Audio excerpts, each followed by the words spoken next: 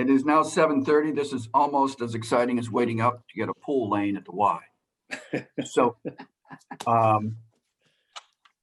I will run the meeting for a very short period of time until we elect the next president. You will not see on the agenda, but I would like to do a moment of silence if I might. It is for Tony Fordham, who is a graduate of Newburyport High, 1995. He is a connected person. He's the cousin of Peter Matthews, that's former mayor. He's also a cousin of Byron Matthews, as in former mayor. And he's the son of Mary Matthews Fordham, who was a longtime teacher in the Newburyport schools. We all remember her very well. He was a classmate of Councilor Lane's since the 2nd grade at the school previously known as the Belleville. Always proud of his Newburyport roots. He passed away Saturday, way too young. If we could just have a moment of silence for Tony.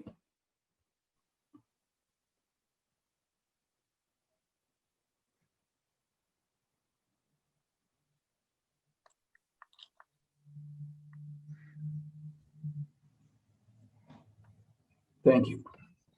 So the first thing I'd like to do is call the roll for this evening's meeting, which is January 11th, 2021. Councilor Zeid. Here. Councilor Devlin. Here. Councilor Eigenman. Here. Councilor Khan. Present. Councilor Lane. Here. Councilor McCauley. Here. Councilor McConnell. Present.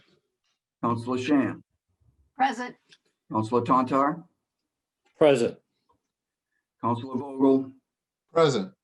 Councilor Wallace. Present. Okay, so what we will do next is annually, as we all know, we elect the council president.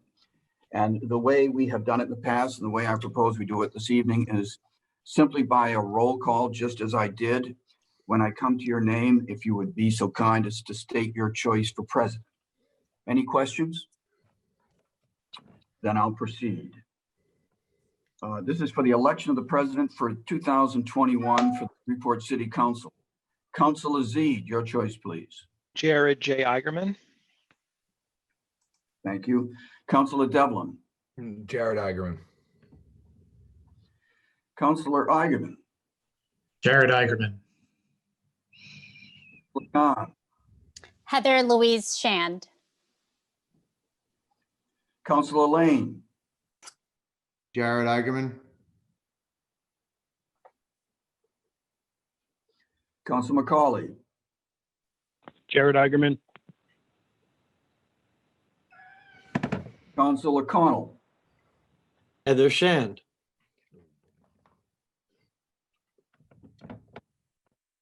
Councilor Shan. Heather Louise Shand. Councilor Tantar. Heather Louise Shand. Councilor Vogel. Heather Louise Shand. Councilor Wallace. Jared Eigerman.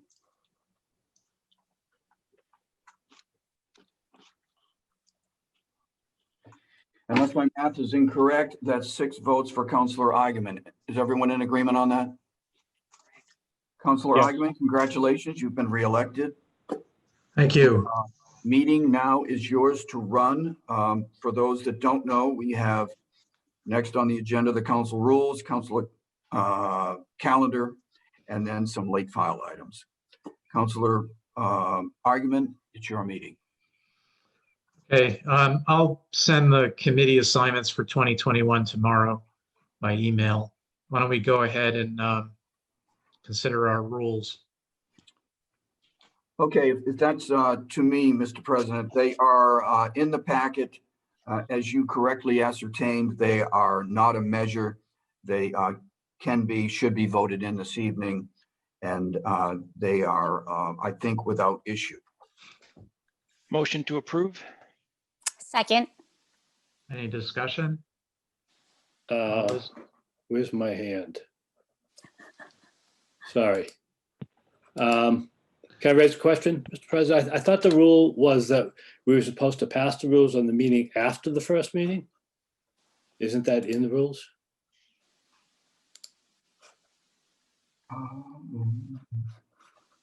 No. Rule 1D, in the second year of each 2-year legislative session, no inaugural meeting shall occur. So it's because we don't have an inaugural meeting. Yeah, stand corrected. Thank you. Sure. Mr. President, I also have a question, if I may. Go right ahead. Is it the intention of the chair, of the president, to convene a meeting of the counselors so that we could walk through the norms, the meeting rules as well at some point, or are you going to hold off on that until we have a new council? Why don't we talk about that under good of the order? Yeah, why don't we talk about the good of the order? Okay, fair enough. Any debate on adopting the rules, which I believe are the same as last year, right, Clerk Jones? Correct. Seeing none, all those in favor of adoption, please say aye. Aye. Aye. All opposed? Okay, calendar. Yeah, again, it's self-explanatory. You'll see it as in the packet right at the beginning. Again, not a measure, can be passed this evening. It's important for us because we like to know where we're going, if you will. Probably the most important point is the next meeting set for January 25th. And then there are 2 Tuesday meetings, basically conflicts with Memorial Day and Columbus Day. There's also one proposed in July, as we've been doing, as opposed to 2. That's it. Motion to approve. Second. Any discussion on the calendar? Yes, sorry, I'm looking for my hand too. I don't know why we're having a hard time. Can I ask a question? Please go right ahead. Yes, just I didn't get a chance at all to send it along to the congregation for the synagogue in Newburyport. But did we look at any of the Jewish calendar dates to make sure there was no conflict or refer to the calendars there? I know that was something that we were going to do. If I can take that, Mr. President, we did look at any calendar we could see, whether it be Muslim, Jewish, Christian, and we found no conflict. That's why we put it forth. But if anyone comes up with one, I'm certainly open-minded. My only, sorry, I do know that Hanukkah starts on November 29th, which is noted here. So I guess my only question was if we wanted to just ask the congregation, because that was something I committed to when residents did complain when we did have a meeting on a Monday of Yom Kippur, I believe, or Rosh Hashanah. Okay. So I didn't know Well, I mean, I just didn't know if we wanted to vet it with them or. Well, I had an idea, Mr. President, that if there is a conflict, would move it to the next day on Tuesday. And if you wanted to pass, at least in an interim basis, this calendar with the subject to that if it does conflict with Hanukkah, we'll move it to November 30th. I can certainly manage that. Okay, well, let me call on Councilor Tantar as his hand up. I just had a point of order, Mr. President. With this new version, it seems that the raise hand has moved.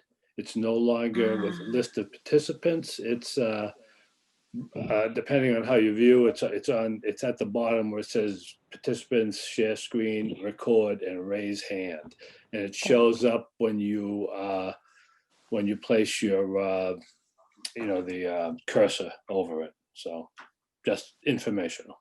Thank you. Let me make sure I know where it is because I don't see it.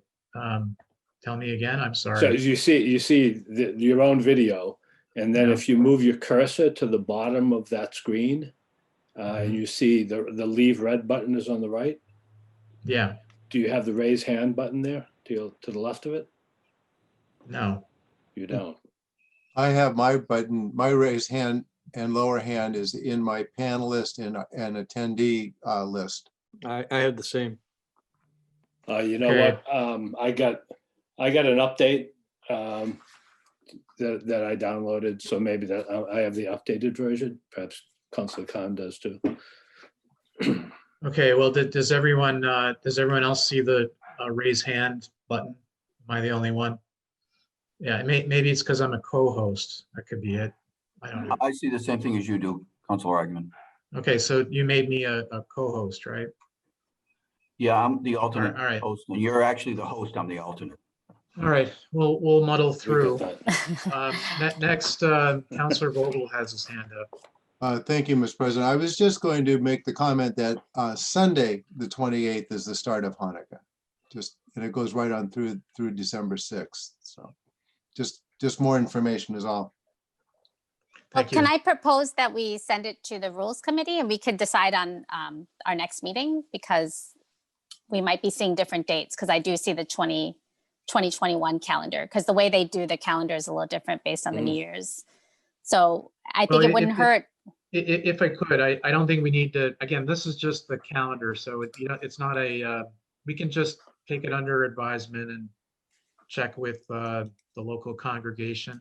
I'm happy to do that and see if I think it's a conflict. I mean, I'm not an expert, but usually Yom Kippur is a much more serious holy day than Hanukkah. the days of Hanukkah.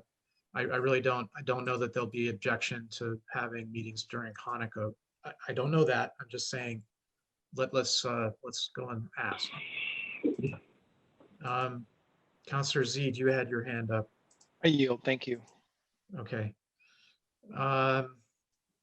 Motion to what do you, we have a motion to approve on the floor. What would you? Was it seconded? It was Yes. seconded by Councilor Yes. Tantar. Yeah, You want me to Okay, so table- so you wanna again, table- I'm not trying to railroad anybody on Hanukkah. I will check with the congregation and adjust. Counselor Connell has his hand up. Yeah, I believe it is always within the discretion of the chair to modify a meeting date if something comes up. And we should allow the chair to make that choice if in his research he finds a conflict that we hadn't thought of, or something that comes up later on in the year. He certainly has the option then. Thank you. Any other comments? All those in favor of adopting the calendar as proposed, please say aye. Aye. Aye. Any opposed? So that's done. Okay. Filed items. For late file items, I would call them Scrivener errors, but I still put them in. I sent them around this afternoon. There's an adjustment to the minutes. Councilor Khan did not recuse herself, and that was reflected in the earlier version of the packet. It's now been replaced and sent around. That's for a motion to refer Order 229. There were two dates that needed to be extended from 2023 to 2024, both for the appointments of Jill Brennan and Laurie Bunyan. Those are appointments 212 and 214. There are those three items. I also sent around, as you may have seen, a changed agenda showing those because there were Scrivener errors, and also a part one of the two-parted packet, so that you wouldn't be looking for everything and you'd be able to just open that up, trying to make it as simple as we can for a remote meeting. So those are the three items, Mr. President. Motion to waive the rules to accept the late files. Second. All right, any discussion on the late files? All those in favor say aye. Aye. Aye. Any opposed? So those are adopted. Okay, next we go to public comment. It's now, we've been doing this about 9 months. So the way it works is, please raise your hand electronically if you're a member of the public. I have a list of attendees. When you're called upon, I'll call your name. I apologize in advance for mispronunciations. Please give your personal name and your legal home address, and then you get 2 minutes. And it can be anything that's on our agenda. Doesn't mean we may not reach it on our agenda, but if it's on the agenda, it's perfectly acceptable to raise it. All right, let me get the timer. The first person is Melissa Welch. I think you're self-muted. Yes, hello, I am muted. However, I had not intended on making any comment or speaking. Oh, okay. Just- I'm sorry. Oh, that's okay, just observing. Okay, I'm going to lower your hand then. Thank you. Okay. Mark Sendrin. Yes, good evening. My name is Mark Sendron. Yep. I've lived at 91 High Street in Newburyport since 1991. Having read the notice in the Daily News, I applied to serve on the Newburyport Historical Commission, and I'm very grateful for Mayor Holaday for putting my name forward. Having lived and enjoyed Newburyport for now 30 years in the house my grandparents lived in, I'm anxious and quite happy to give back to the city. The history of Newburyport has always been of great interest to me, and I hope to have a role, as small as it can be, in preserving its rich and diverse heritage. Thank you for considering my nomination for the position on the Historical Commission. Thank you. Thank you. Thank you. Welcome. Other members of the public, please raise your hand electronically. I'm not seeing any other hands. Oh, here's one. Lorraine Ward. All right, can you hear me okay? Yes. Perfect. Good evening, council members. My name is Lorraine Ward. I reside at 7 Sullivan Drive in Newburyport. I've been a resident of Newburyport for the last 23 years. I am, you have my credentials in front of you for your review today. I'm honored to be considered for an appointment for the Human Rights Commission of Newburyport. I'm excited to bring my life experience and my work experience to the table with the HRC. I have 3 children in the Newburyport public school system. I have work experience that has given me the ability to work with a diverse population through my past and current work experience. I also hope that I can bring my my understanding of the immigrant needs and concerns through my lived experience having immigrated to the United States 23 years ago. So I'm honored and I appreciate that you've taken the time to consider my request to join the Human Rights Commission. Thank you. Thank you. Thank you. Any other members of the public? Hold on. I see one.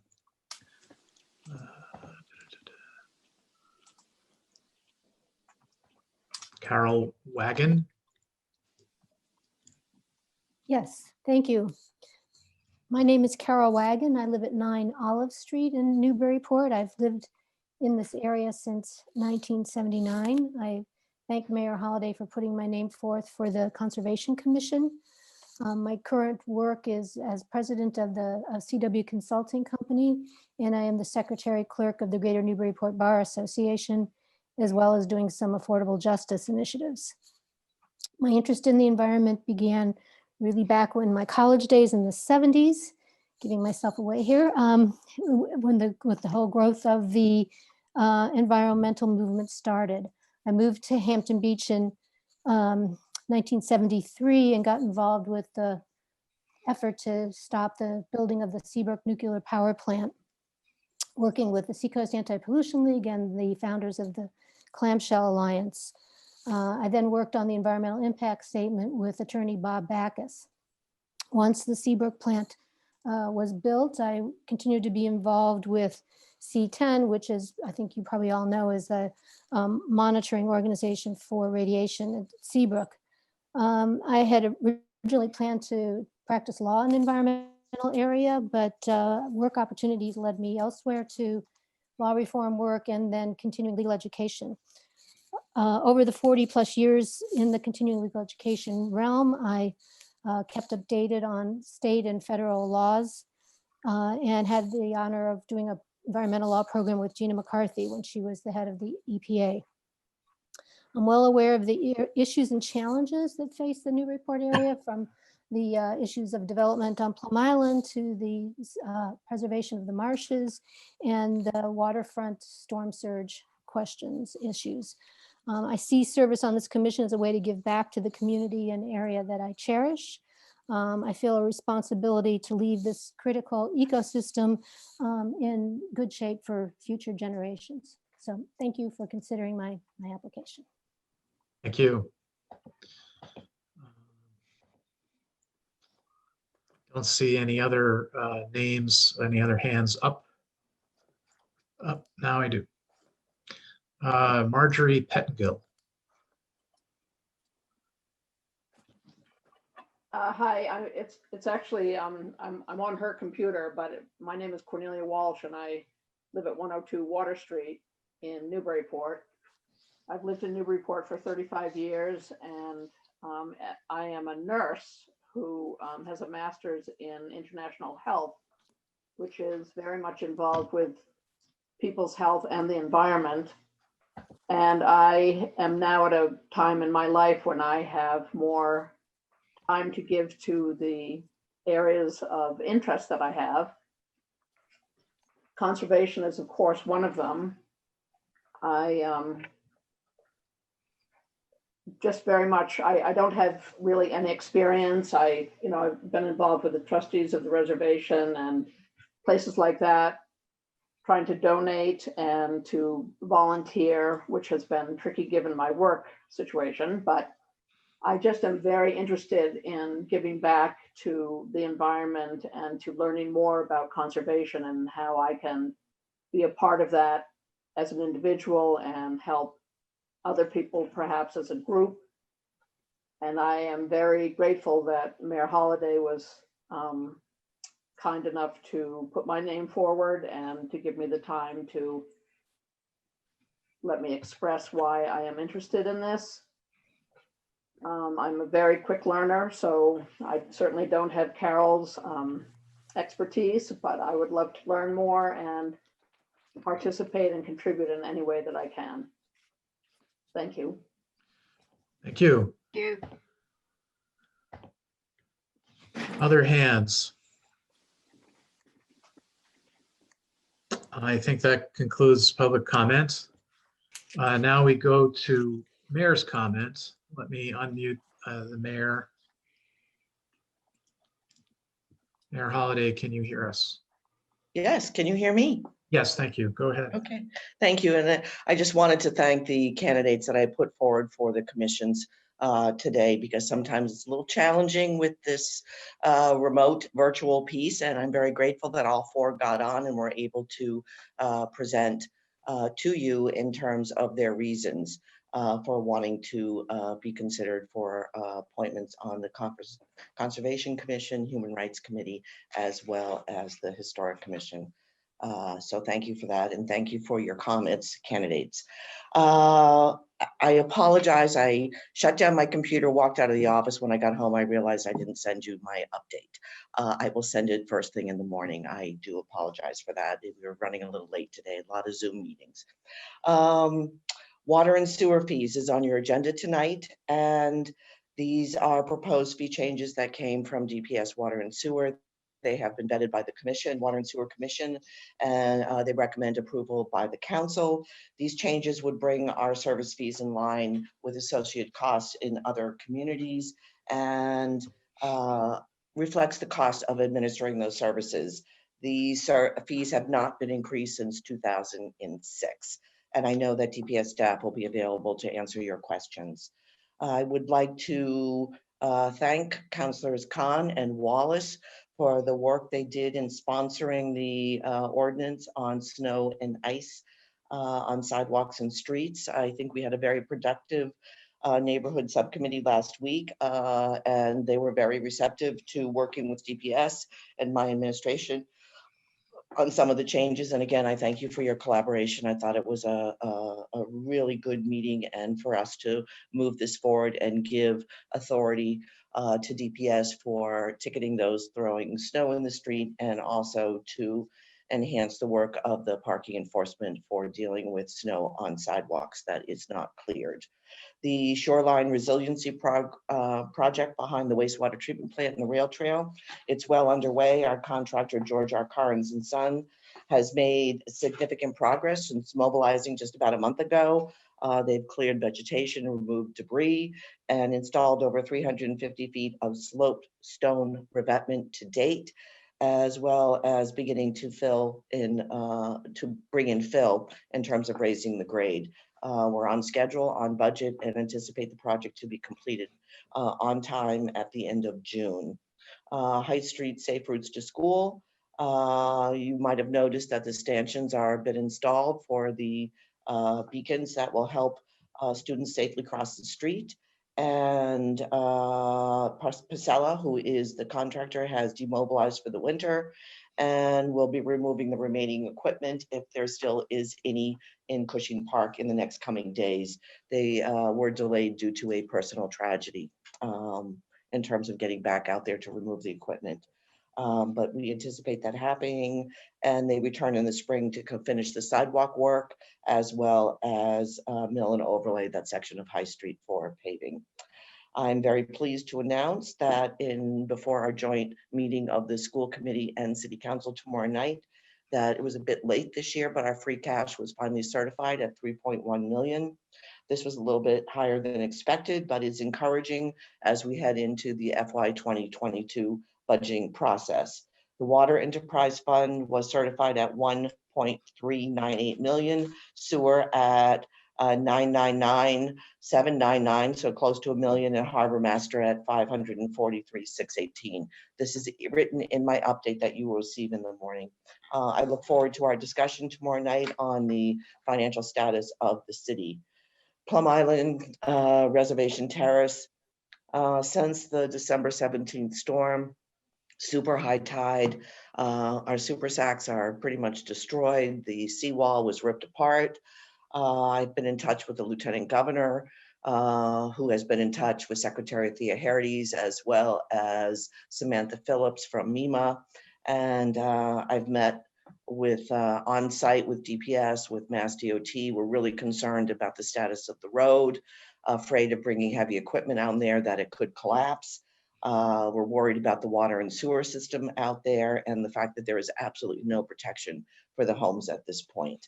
Every high tide, there's spillover into the street.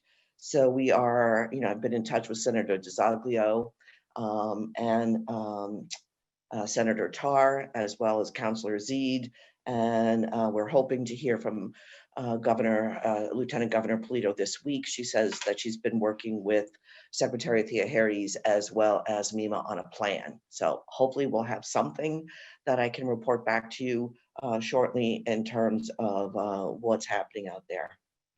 On very positive news is the vaccine has arrived in the city of Newburyport.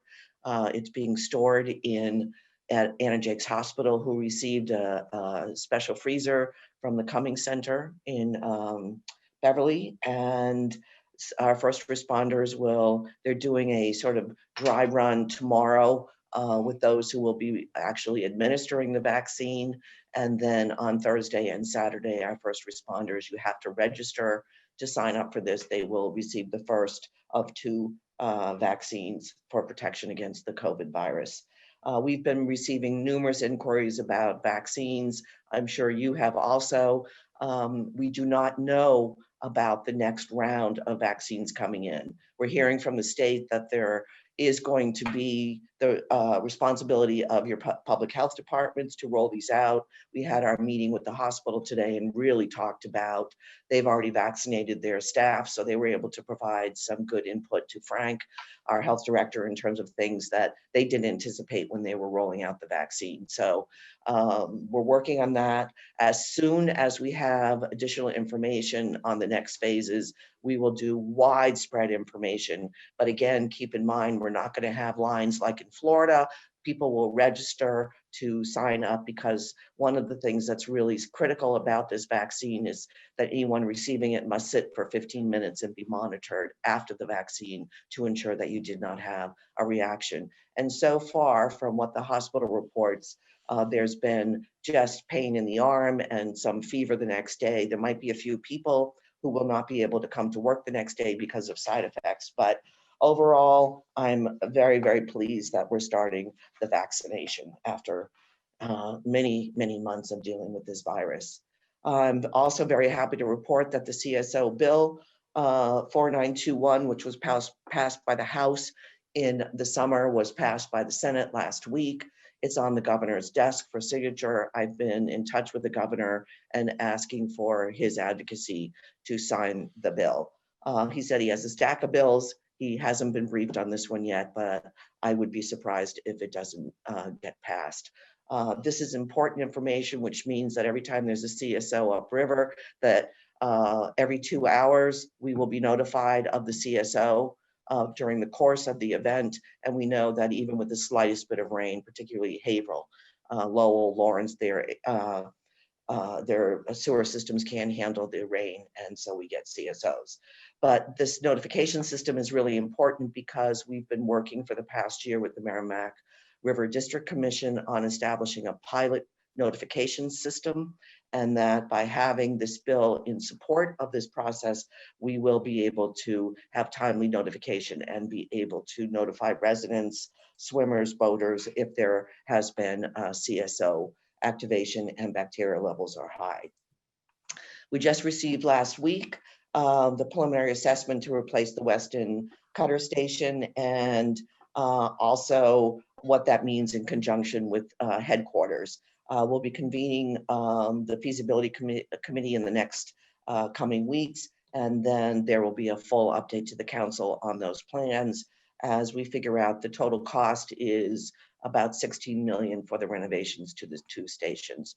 And so obviously our biggest challenge is to figure out how we're going to figure out going forward in terms of financing those projects. Central Waterfront, very happy to report that we've received 14 proposals, and that Jared Eigerman, our council president, will be leading us on Thursday night in a review of those proposals. And we'll give you update shortly thereafter. Phillips Drive, BSC was a little delayed. That whole process was delayed in issuing that engineer contract for the design of Phillips Drive. But BSC has been working diligently at this point and anticipates reaching 75% design by March. And that that point we will present information to you about their findings and the drainage project.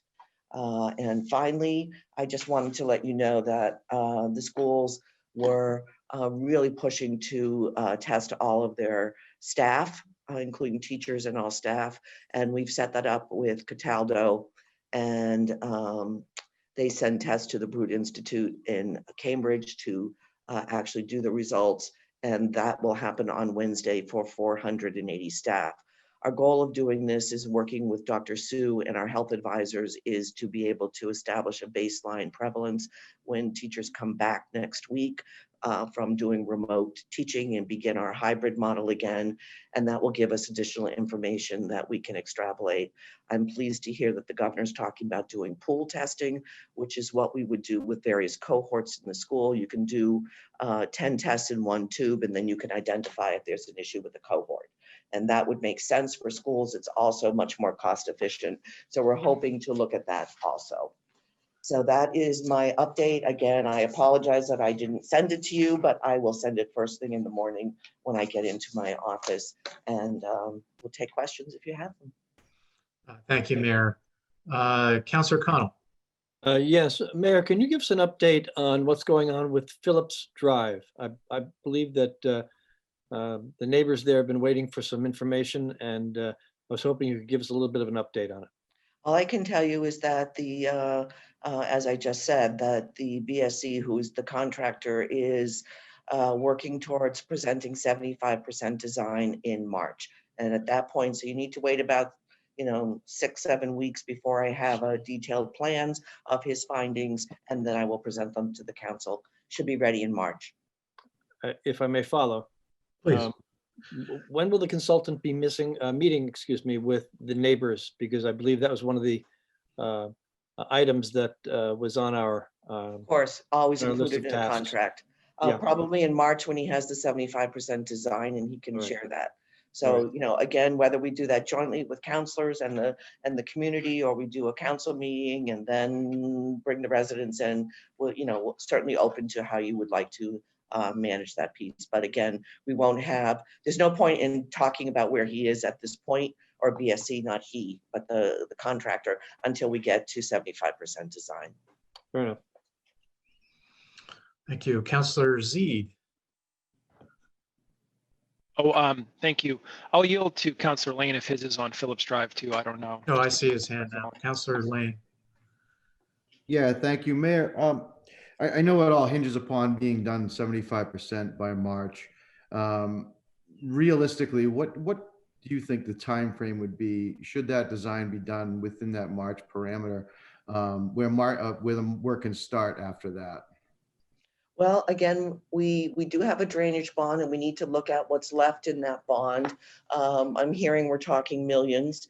So this would most likely have to be a phased in approach.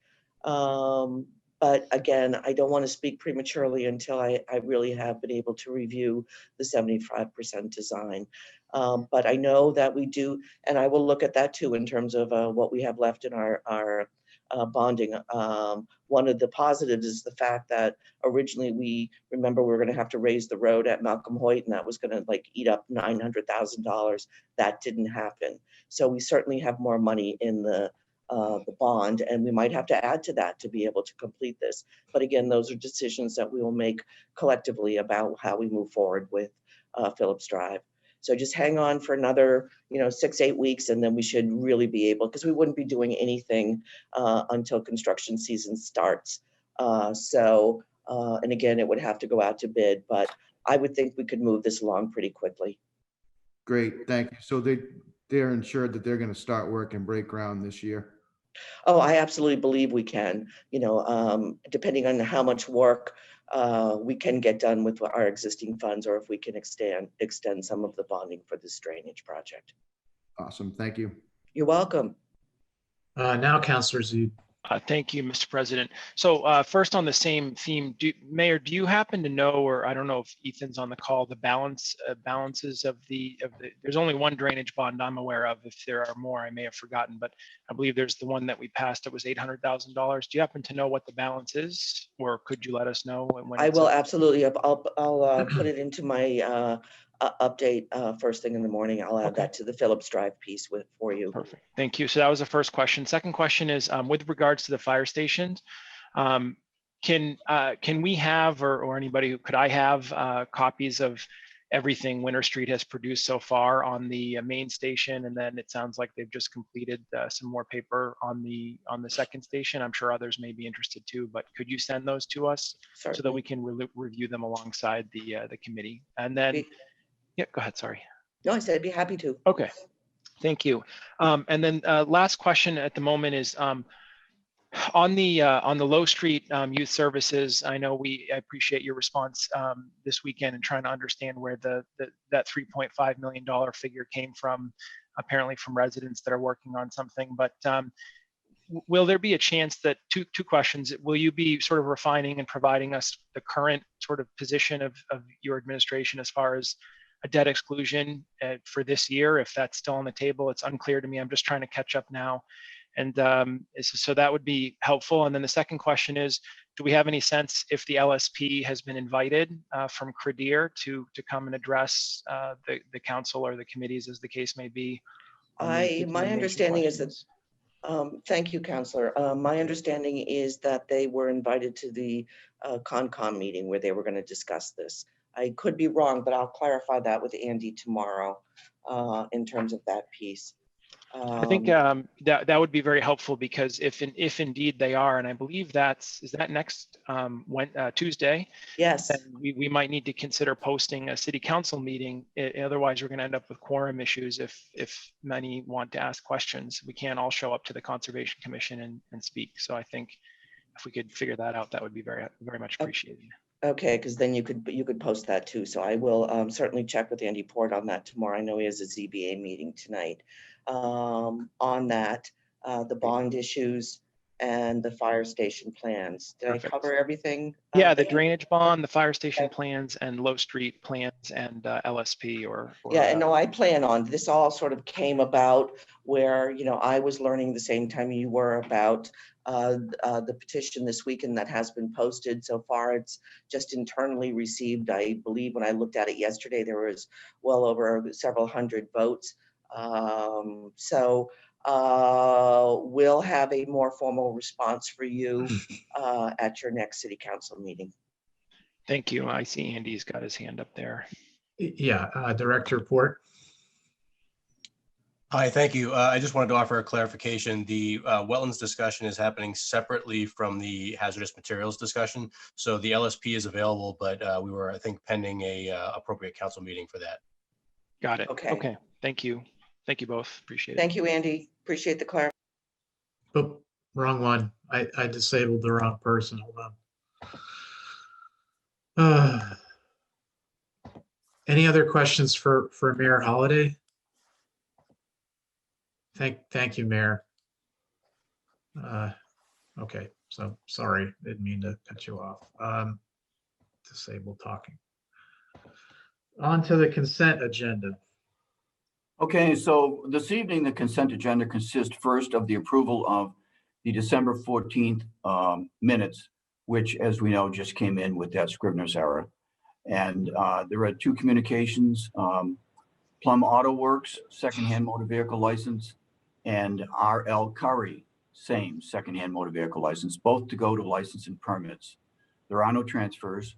The following appointments, first reading, appointment 208, Mark Sendron, 91 High Street, to the Historical Commission until January 31st, 2023. Appointment 209, Lorraine Ward, 7 Sullivan Drive, Human Rights Commission until 1/31/2023.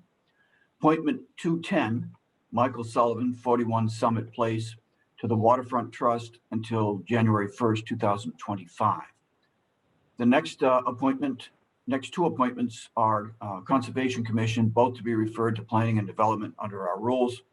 First is Carole Wagan, 9 Olive Street, until January 31st, 2023. And next is Cornelia Walsh, 102 Water Street, until January 31st, 2023. Next are reappointments. Suzanne Cameron, 5 Milk Street, Affordable Housing Trust, until January 1st, 2023. Next is Jill Brennan, 24 Webster Street, Haverhill, to be our assessor, a reappointment, until January 1st, 2024. That's a change from the written consent agenda by the Scrivener's error, allowed tonight. Appointment 213, Joseph Senderquist, 2 Whiteman Road, Wilmington, Assistant Harbor Master, until December 31st, 2023.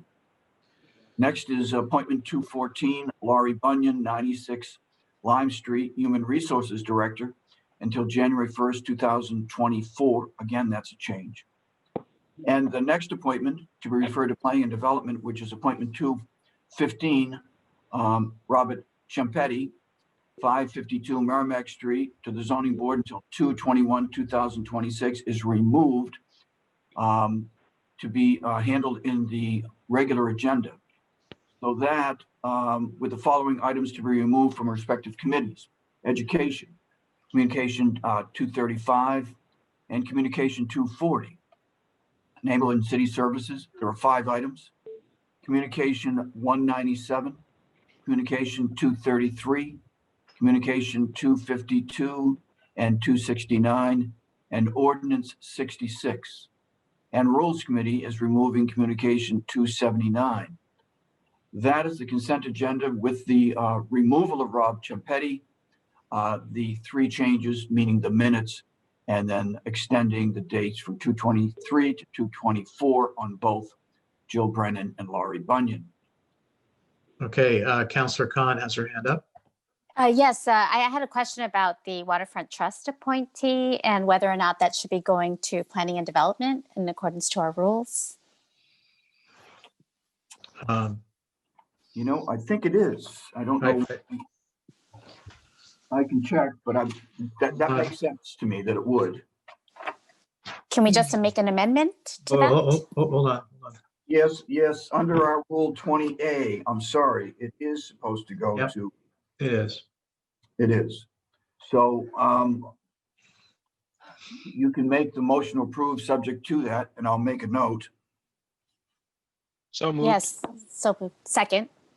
And then if you'd be so kind, maybe make the amendments for the 23 to the 24 on both Brennan and Bunyan. And then also, of course, the acknowledgement that the minutes were changed to reflect that there was no recusal by Councilor Khan. Well, hold on. Yes. Let's take Counselor Shan, get everything out of, because we usually don't debate the consent agenda. So Counselor Right. Shan. I think Mark Sindren's also supposed to be going to Planning and Development, Historical Commission. No, that one does not. No, it doesn't.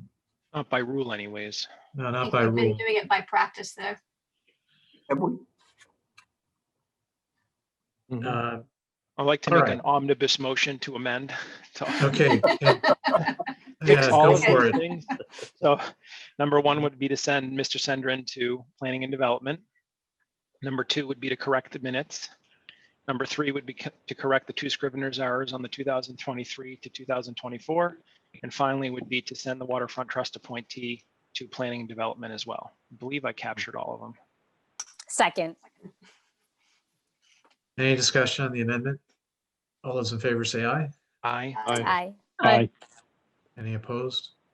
Motion Okay. to approve as amended? Or is that the Second. same? Oh. Oh, it was Not just- debatable. All those in favor say aye. Aye. Aye. Any opposed? Okay, good. It's unanimous as it has to be. Now we're on to the regular agenda. Mayor's update, I believe. We can ignore that. We don't have one. Communications? We do No not. We do not have any, Mr. President, but we do have the first reading of appointment 215, Rob Chimpetti. Okay, What about the 2 applications? Am I reading this wrong? Right. APPL 10 and 19 and 20, Plum Auto Works, those are listed under communications, unless I'm. Those are on the consent agenda. they were on the consent agenda. Consent to go to license and permits. Yeah, we already dealt with those.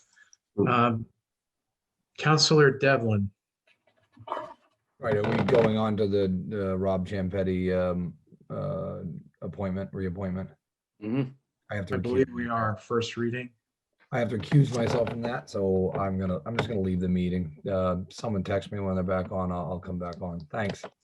Thank you. Counselor Lane.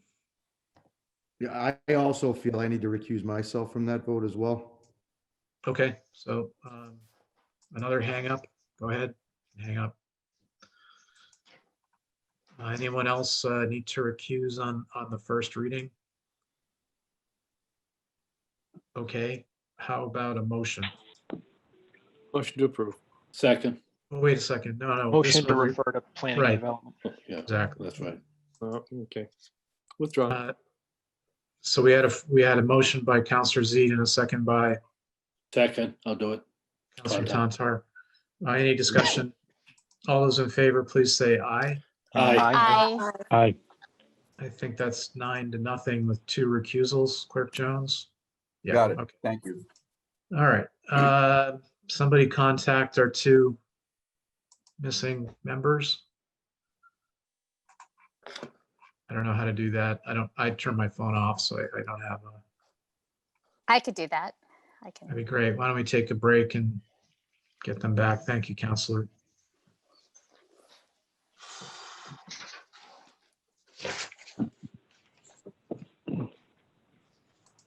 I'm back. Counselor Lane is back in the house. How about Counselor Devlin?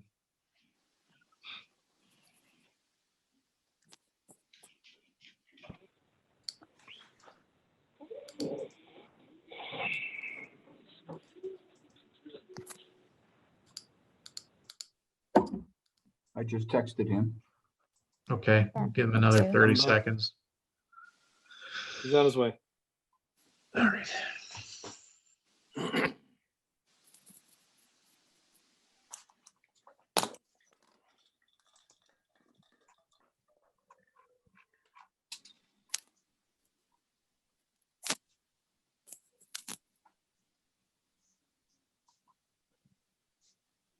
Richard, I thought you were going to guess what my photo was. That was going to be our new thing. That would be the What do you corner think? of, that's right, that's In Street. I That remember, is the street. Yeah. sure, next to Peavy's on your Yep. left. Yeah, and that's looks like a potential Studebaker. Am I dating myself? That works All just right, fine. we're whole again. Counselor Devlin has joined us. Clerk Jones, I think we're on to second readings. We are. We have a second reading of the following appointments. Appointment 205, Tim Rooney, 9 Marshview Circle, Seabrook, New Hampshire, Assistant Harbor Master, until 12/31/2023. We have the following reappointment. Before you go on, does anyone object to taking these collectively before we have the clerk read them all? No Any objection. objection? No. Okay, thank you. Go ahead.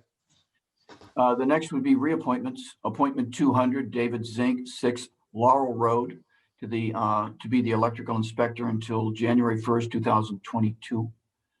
The next are Assistant Harbor Masters. Appointments 202, 204, 206, and 207 are Enrico Caruso, 34 Russet Hill Road, Haverhill. Richard Popolo, 169 Apache Way, Tewksbury. Daniel Scott, 16 Johnson Street, Wyndham, New Hampshire. And Philip Stern, 271 Merrimack Street, Apartment 2. They are all until December 31st, 2023. And Motion that- to approve collectively on second reading. Second. Any discussion? Roll call. Roll call for those aforesaid appointments. Councilor Zede, Yes. Councilor Devlin, Yes. Councilor Agaman. Yes. Sorry, I should be moving you now to the bottom again. Oh, okay, then We'll scratch that. Okay. Councilor Khan, Yes. Councilor Lane, Yes. Councilor McCauley, Yes. Councilor Connell, Yes. Councilor Shan, Yes. Councilor Tontar, Yes. Councilor Vogel, Yes. Councilor Wallace, Yes. Councilor Agaman. Yes, Wonderful, thank you. thank you. Orders. Orders. I'm speaking out loud to Councilor Shan because Order 228 is in. It is to amend the award to the Central Congregational Church. And I know Councilor Shan was going to make a motion on it. That's why I said. Motion to refer to Budget and Finance. Second. Any discussion? Explanation? Yes. Oh, go So ahead. this is in reference to the preservation restriction that the Central Congregational Church received. And this was at the request of the Planning Department to put in, so we have a mechanism to discuss the last remaining $25,000 of CPA funds to be awarded the church. Okay. All those in favor of referring to budget and finance, please say aye. Aye. I, Any opposed? That is referred. Next order. Aye. Next order is 230, water and sewer fees. It is 3 pages long. It's submitted by Councilor Tontar. It essentially, I don't know if you want me to read them, Mr. President, or not. Probably not. Maybe give us a flavor for the public. Well, the fees were generally approved June 1st in 2013. They relate to everything from a water turnoff on to labor cost to a reconnect cost. For example, emergency call was $300, that would go to $400. A water reconnect was $300, would go to $400.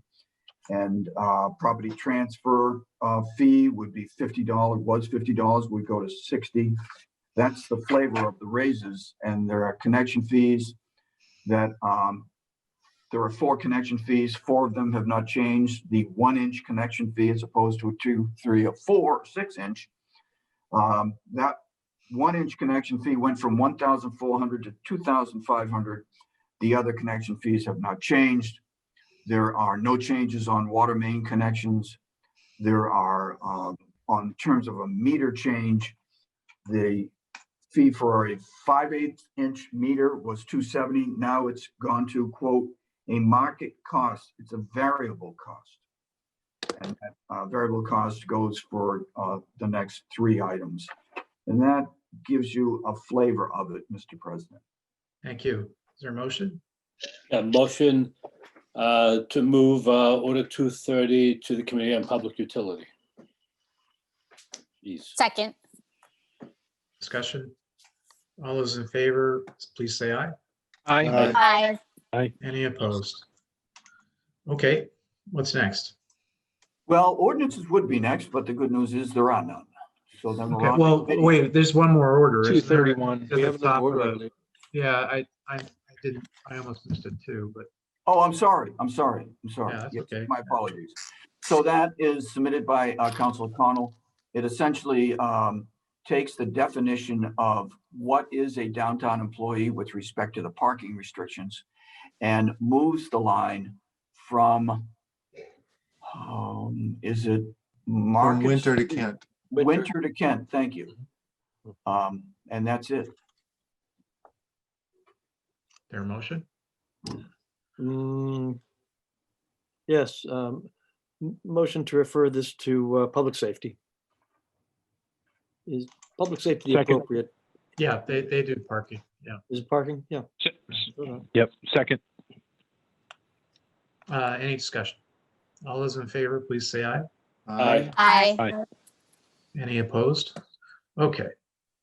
So no ordinances, and we can go to committee items. Economic development, nothing to report. Waterfront, so that's the expansion of Market Landing. You heard the mayor say, those of us on the committee had a lot of reading to do.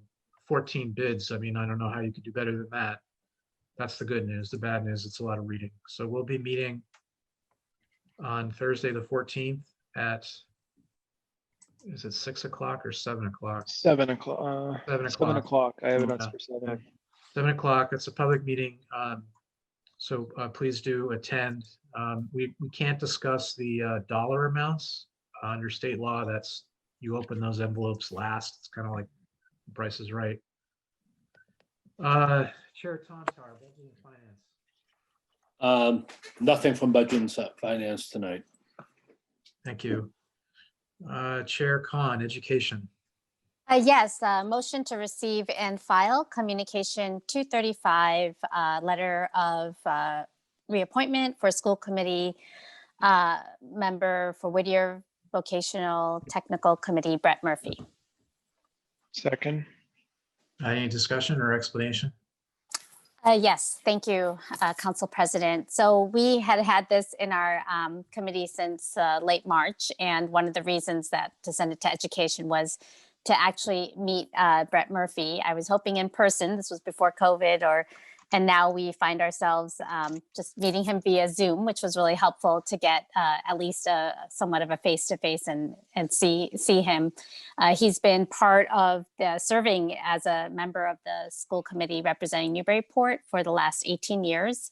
And we had a good conversation asking a little bit about how they've been functioning given the kind of hybrid method of going back to school. And I would say that part of our conversations led to understanding a little bit more about the capital needs that when they do come up for Whittier, being able to tap into him, either coming and communicating and talking to the education committee a little bit in advance before we see anything that comes before us. And the other aspect too was the expansion, talking a little bit about the expansion of the vocational services that Whittier is doing. And it was helpful for us to get that understanding. And a tour was offered to any city councilor that would like to go to Whittier. And when we are in a place where we can go and do some type of a tour like this. That was always an option. So I would definitely recommend that we receive and file this, and we will be having another Newburyport committee member of the Whittier Tech School Committee should be entering. He was giving us a heads up that that person is also going to be up for being reappointed too. So my recommendation is that we receive and file this. Thank you. Thank you. Further comments? Seeing none. All those in favor of receiving and filing, please say aye. Aye. Aye. Any opposed? Next item? Yes, I was going to actually, I did put this in to be out, but we really didn't vote on it. And I do want to put this actually back into committee. So I'd like to send Communication 240, which is the memorandum on the statement of interest for the MSBA grant. And I'd like to send that back to education. Or a second? Second. Okay. All those in favor of sending this one back? Clerk Jones, you got that, right? I do. Okay. Yes. All those in favor, please say aye. Aye. Aye. Any opposed? Okay, so that's back in. Is that it for education? Yeah, and just very quickly, you know, we do have the joint meeting, and the school, the education committee came up with a list of questions too, and we forwarded that over to the administration to address in the joint meeting. So if folks were interested in seeing that, those are posted in my minutes, and I didn't know if I need to go through that now, but that's available to see. Okay. Thank you. Thank you. General government, nothing to report. Chair Devlin, licenses and permits. Nothing to report. On to neighborhood of the city services. That would be Chair Connell. Yes, thank you, Mr. President. We're going to try to clear our decks a little bit. First, I'd like to move a receive and file on Communication 197. Second. Second. Tell us about it. Yeah, we have held this in committee for quite some time at the request of several members as kind of a placeholder, so we don't lose sight of the fact that this is an important project that needs to move forward. I think what we heard tonight from the mayor indicates that we're still moving along at a pretty good pace. It seemed to us that we haven't forgotten. In fact, things have accelerated a bit over the last couple of months, so that we'll be within probably 6 or 8 weeks time, able to look at 75% completion documents and sharpen up our pencils and figure out a little bit more about how much we're going to have to spend and start to look at scheduling. And I know that's a concern for the neighborhoods. I know it's a concern for the ward counselors and the counselors at large. I think everyone wants to get this done, and there's no reason any further to hold it in committee.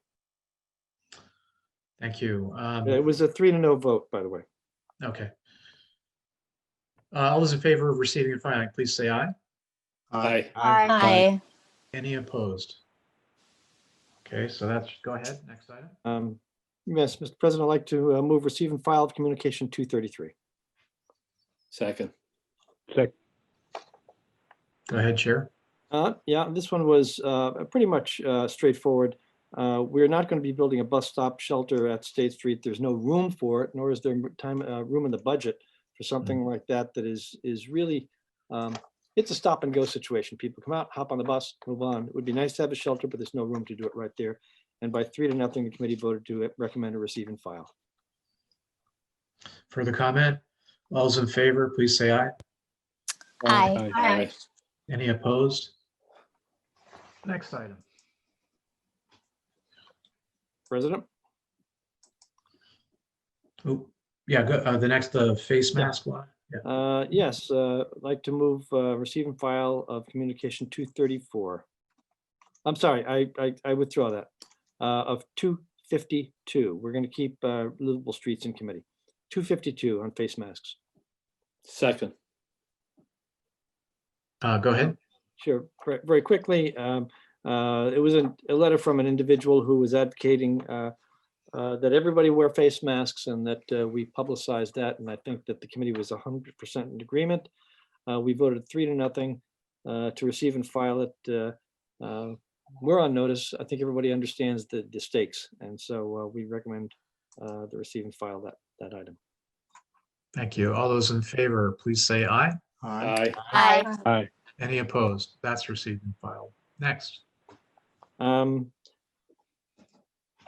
Yes, move to receive and file communication 269, Department of Public Services Snow and Ice Plan.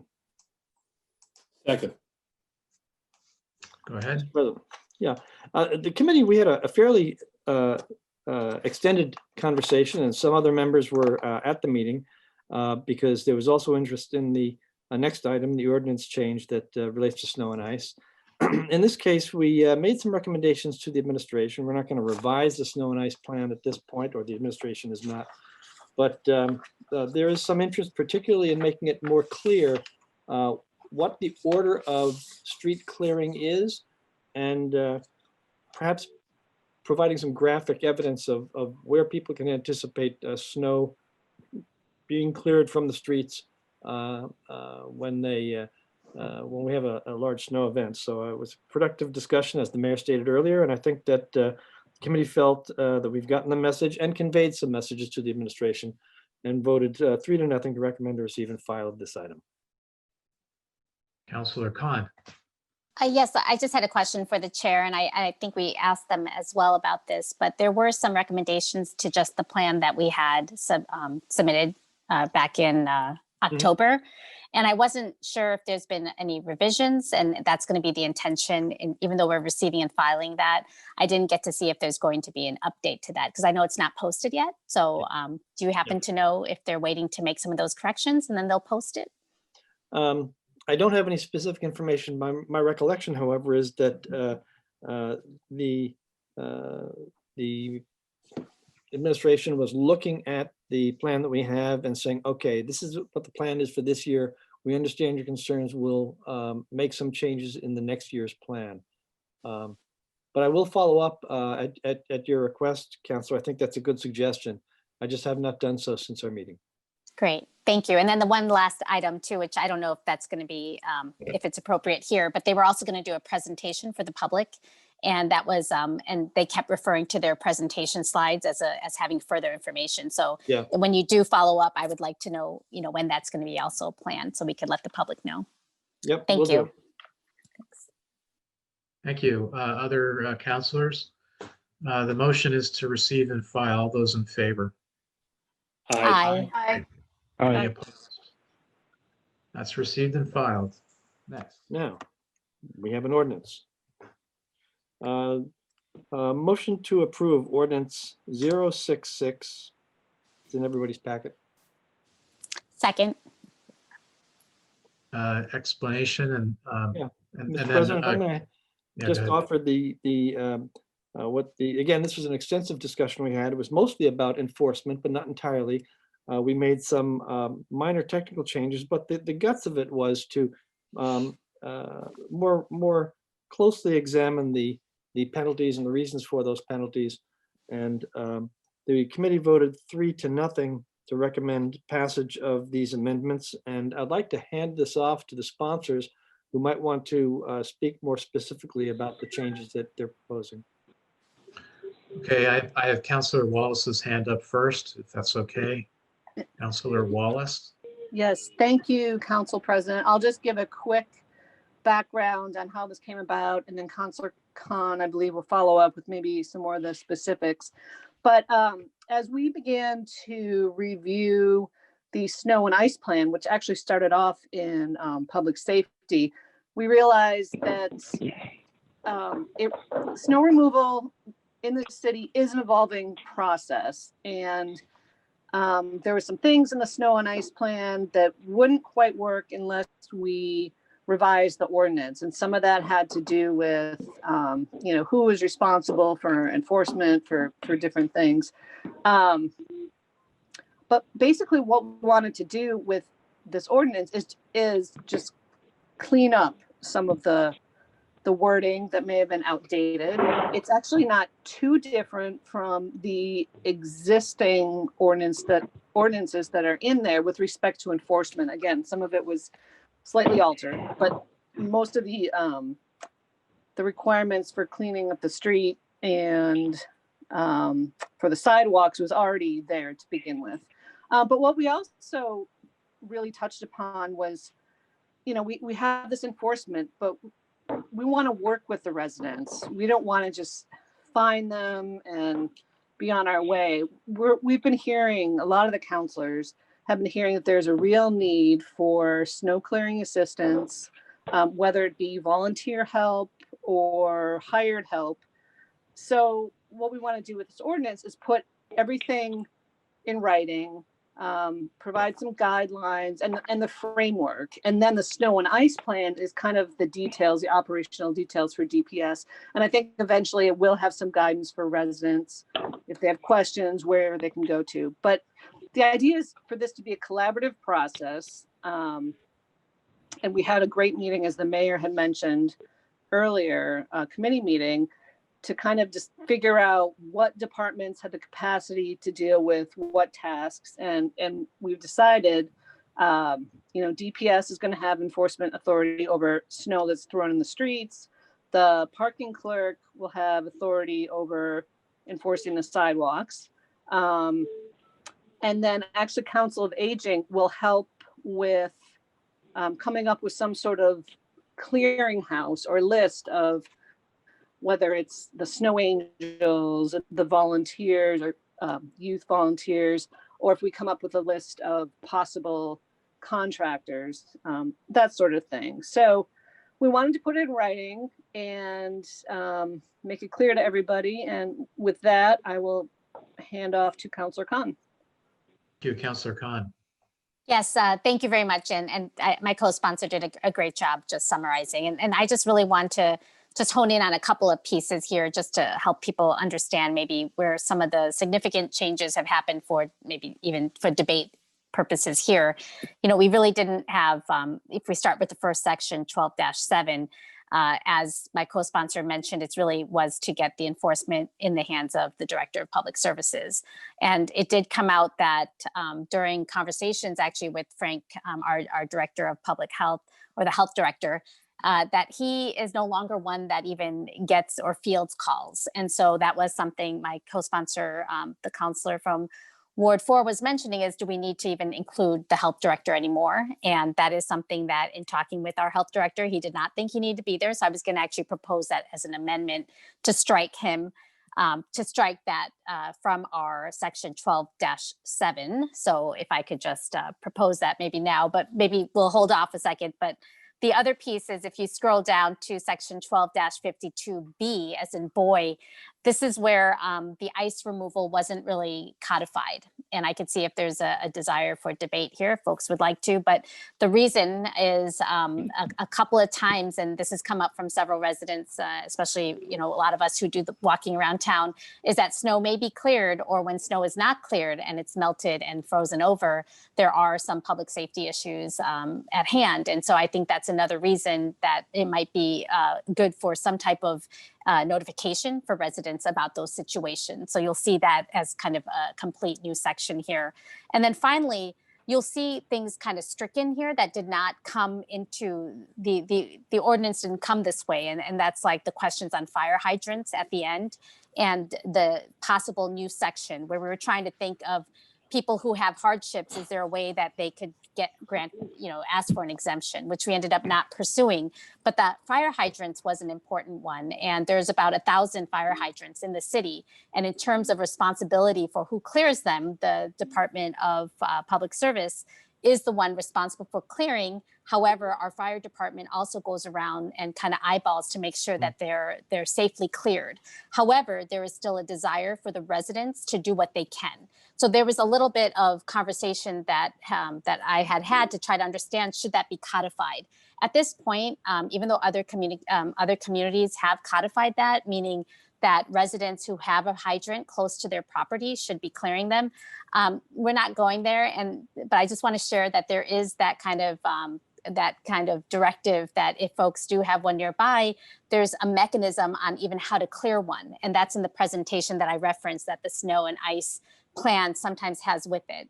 So I just want to give some of those kind of points and context, and open to hearing the debate we might have on this. Thank you. So did you want to make a motion to amend or later? I'll wait for the conversations, and then I have a few other amendments. So I'll wait for some minor. Okay. Counselor Z is next. Thank you. Yeah, I want to speak just a little bit to this. So first, I appreciate that this is definitely coming from a good place. I do get complaints in my ward about, traversing sidewalks after storms and challenges that present across the ward, and a lot of folks love to walk in the south end. So it's certainly understandable. With that said, I'm kind of not feeling like I'm in a good place on this ordinance as it's been presented, and I wanted to explain why.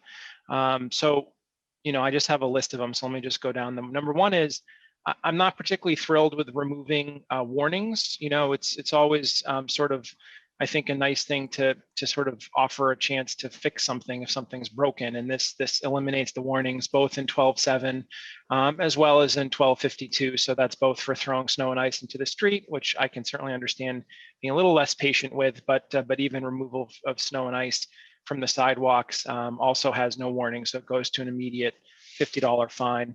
Second one is I thought in 12.52B it was an interesting sort of change a little bit, or 12.52A, pardon me, on the movement of the owner to the front of the pack. So you've got now the owner, comma, the tenant, comma, occupant, or any person having the care of any building. I just felt that was a little bit unclear. So if a ticket is issued, if a fine is issued, who is really responsible for it? And I think that could be the owner. The owner and the tenant could have an argument with one another, I suppose. Maybe that's an internal squabble. But it seemed like initially it was really geared towards the tenant or the occupant, which really to me are very similar terms, and then only the owner in the event that it's vacant effectively. But now you've got an owner, tenant, occupant. So I guess if the owner doesn't pay it, does the tenant get approached? It was unclear to me what the intent was there. The third one is liability concerns. So, obviously, many folks own properties in the city, and this is actually something I just don't like about this ordinance in general, frankly, even as it's currently written. But we're discussing this now as there are proposed changes. I really don't think it's fair to put homeowners in a position where they're responsible for something that the city owns, and we open a further door for somebody to say, well, you were in violation of 12-52 and there was a slip and fall, and therefore the liability falls on the homeowner instead of the city. So I don't like that. I don't like that under the existing ordinance.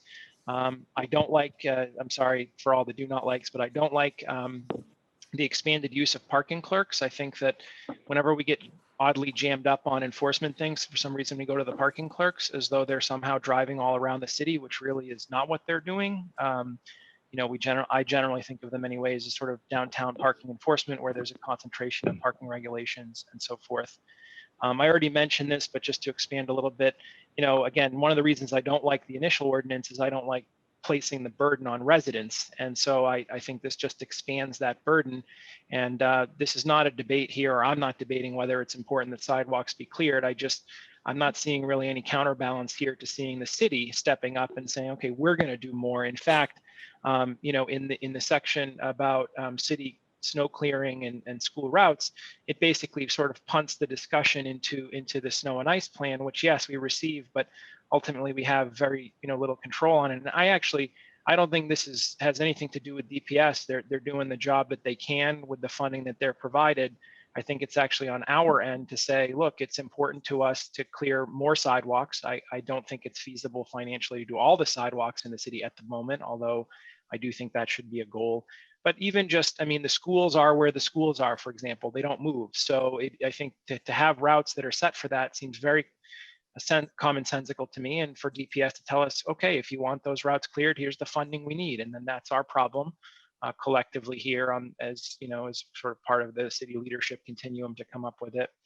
And finally, again, just from a purely philosophical standpoint, I don't get continuing to take city property and asking residents to take care of it, and then on top of that telling them that they'll be fined if they don't care for city property. I don't think that we would sort of think of this as normal under other circumstances, like residents must mow the lawns at parks or even clear the snow off the streets and so forth. So I get it. This is kind of a pinch because we need help with the sidewalks, and we don't necessarily have the money to do all of them, but this kind of takes us further towards resident responsibility and further away from city responsibility. And so for me, it's just kind of a step the wrong direction. And I'd rather go more towards the city saying, okay, we're going to really take some more responsibility for this, or at least something that shows some more balance. And I do think that a hardship exemption, something would have been nice. I personally have a lot of elderly neighbors that I end up helping out when it snows, and I don't know, it's just tough to tell them, you're sort of on the hook for your sidewalk. So those are my challenges. I'm not here to offer any amendments.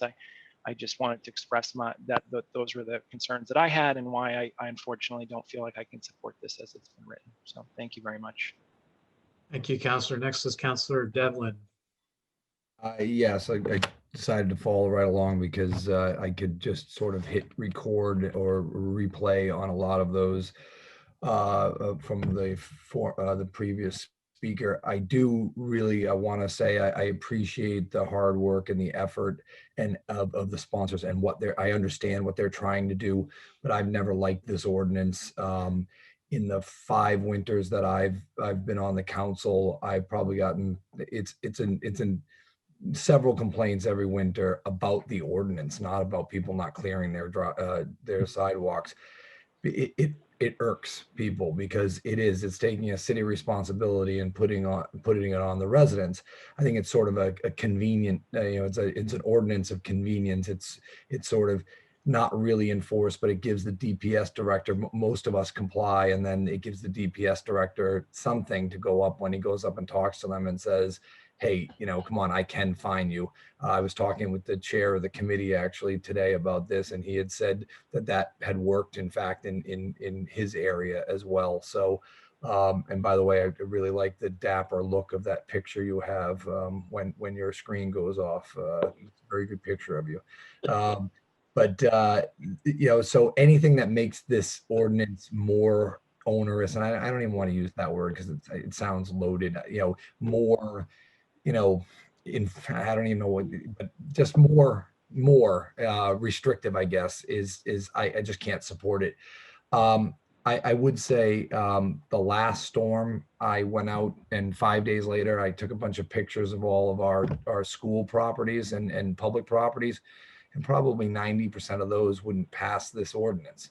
And that will really irk any resident who's talked to about like not scraping it down to the pavement.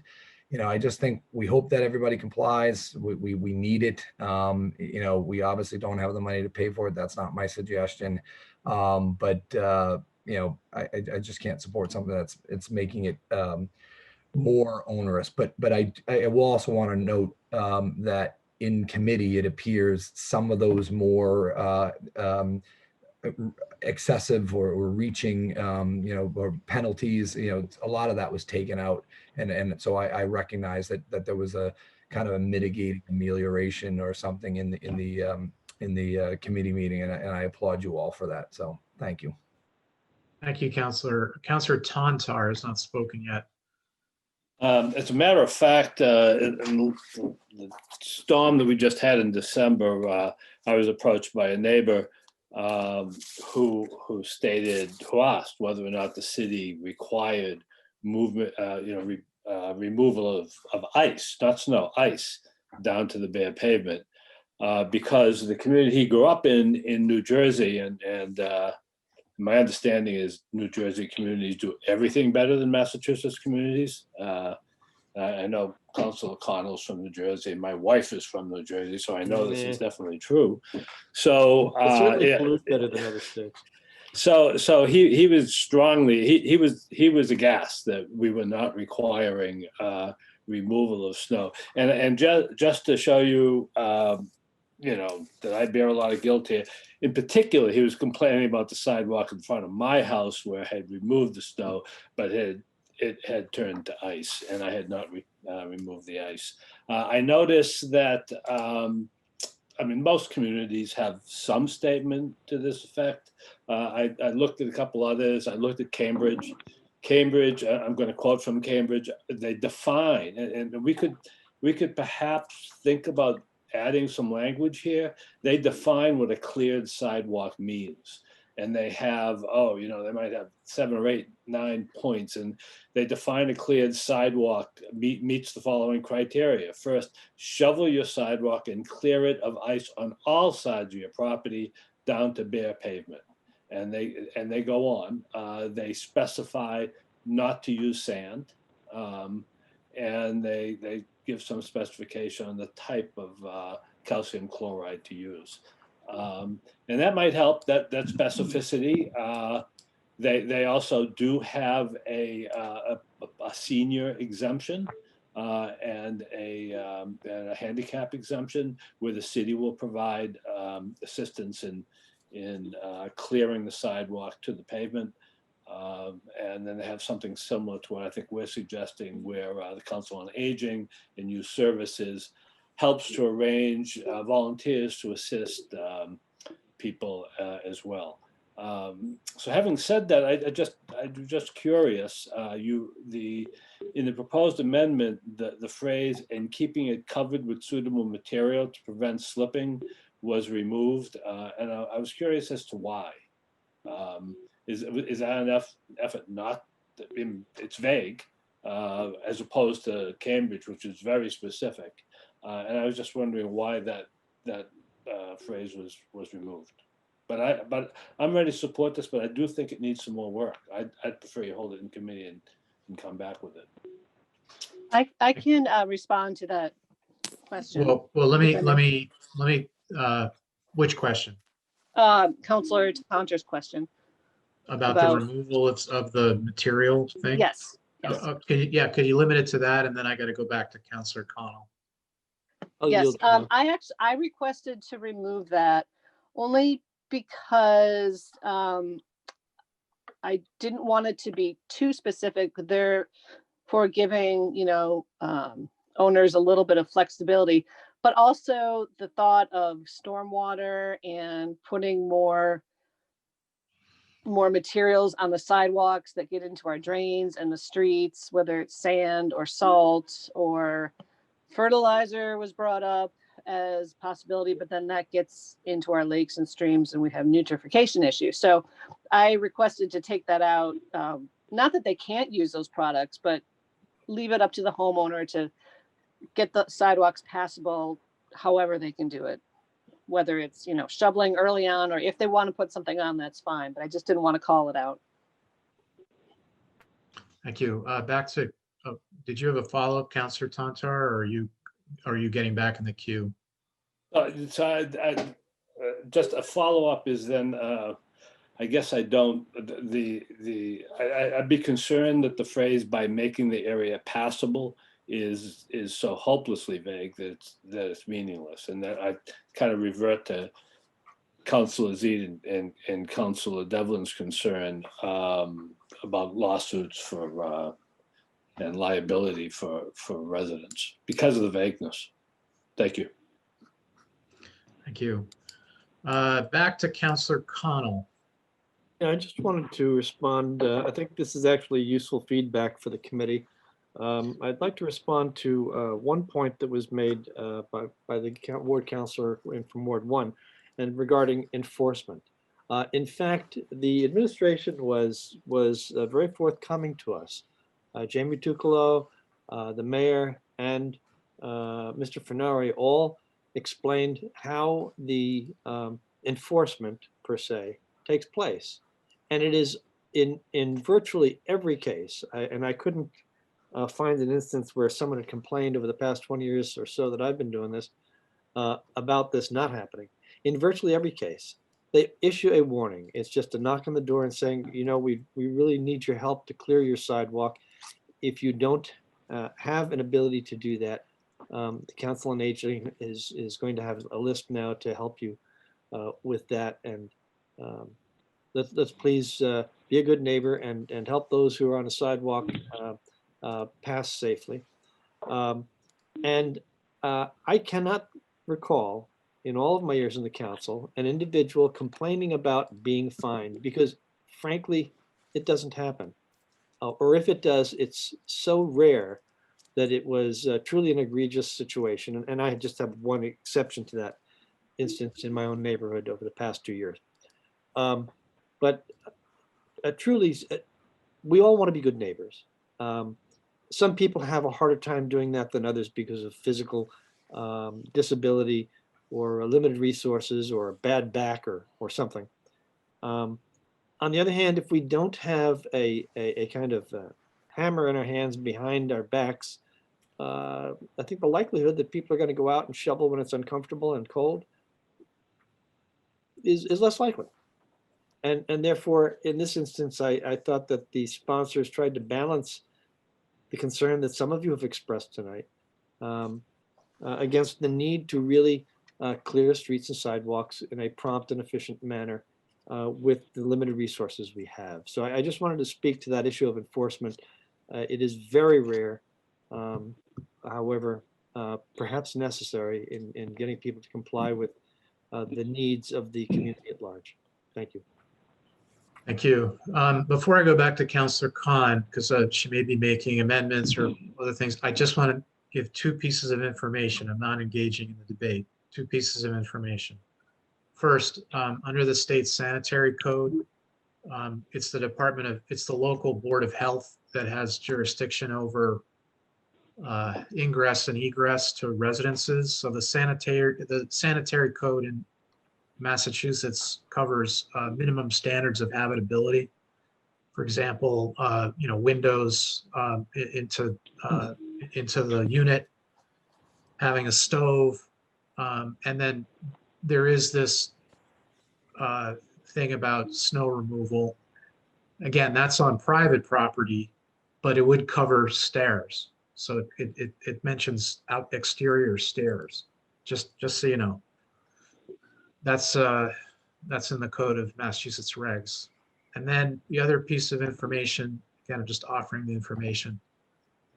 Mass General Laws, Chapter 85, Section 5, expressly authorizes cities by ordinance to provide for the removal of snow and ice from sidewalks, quote, within such portions of the city as they consider expedient by the owner or occupant of land abutting upon such sidewalks, and so on.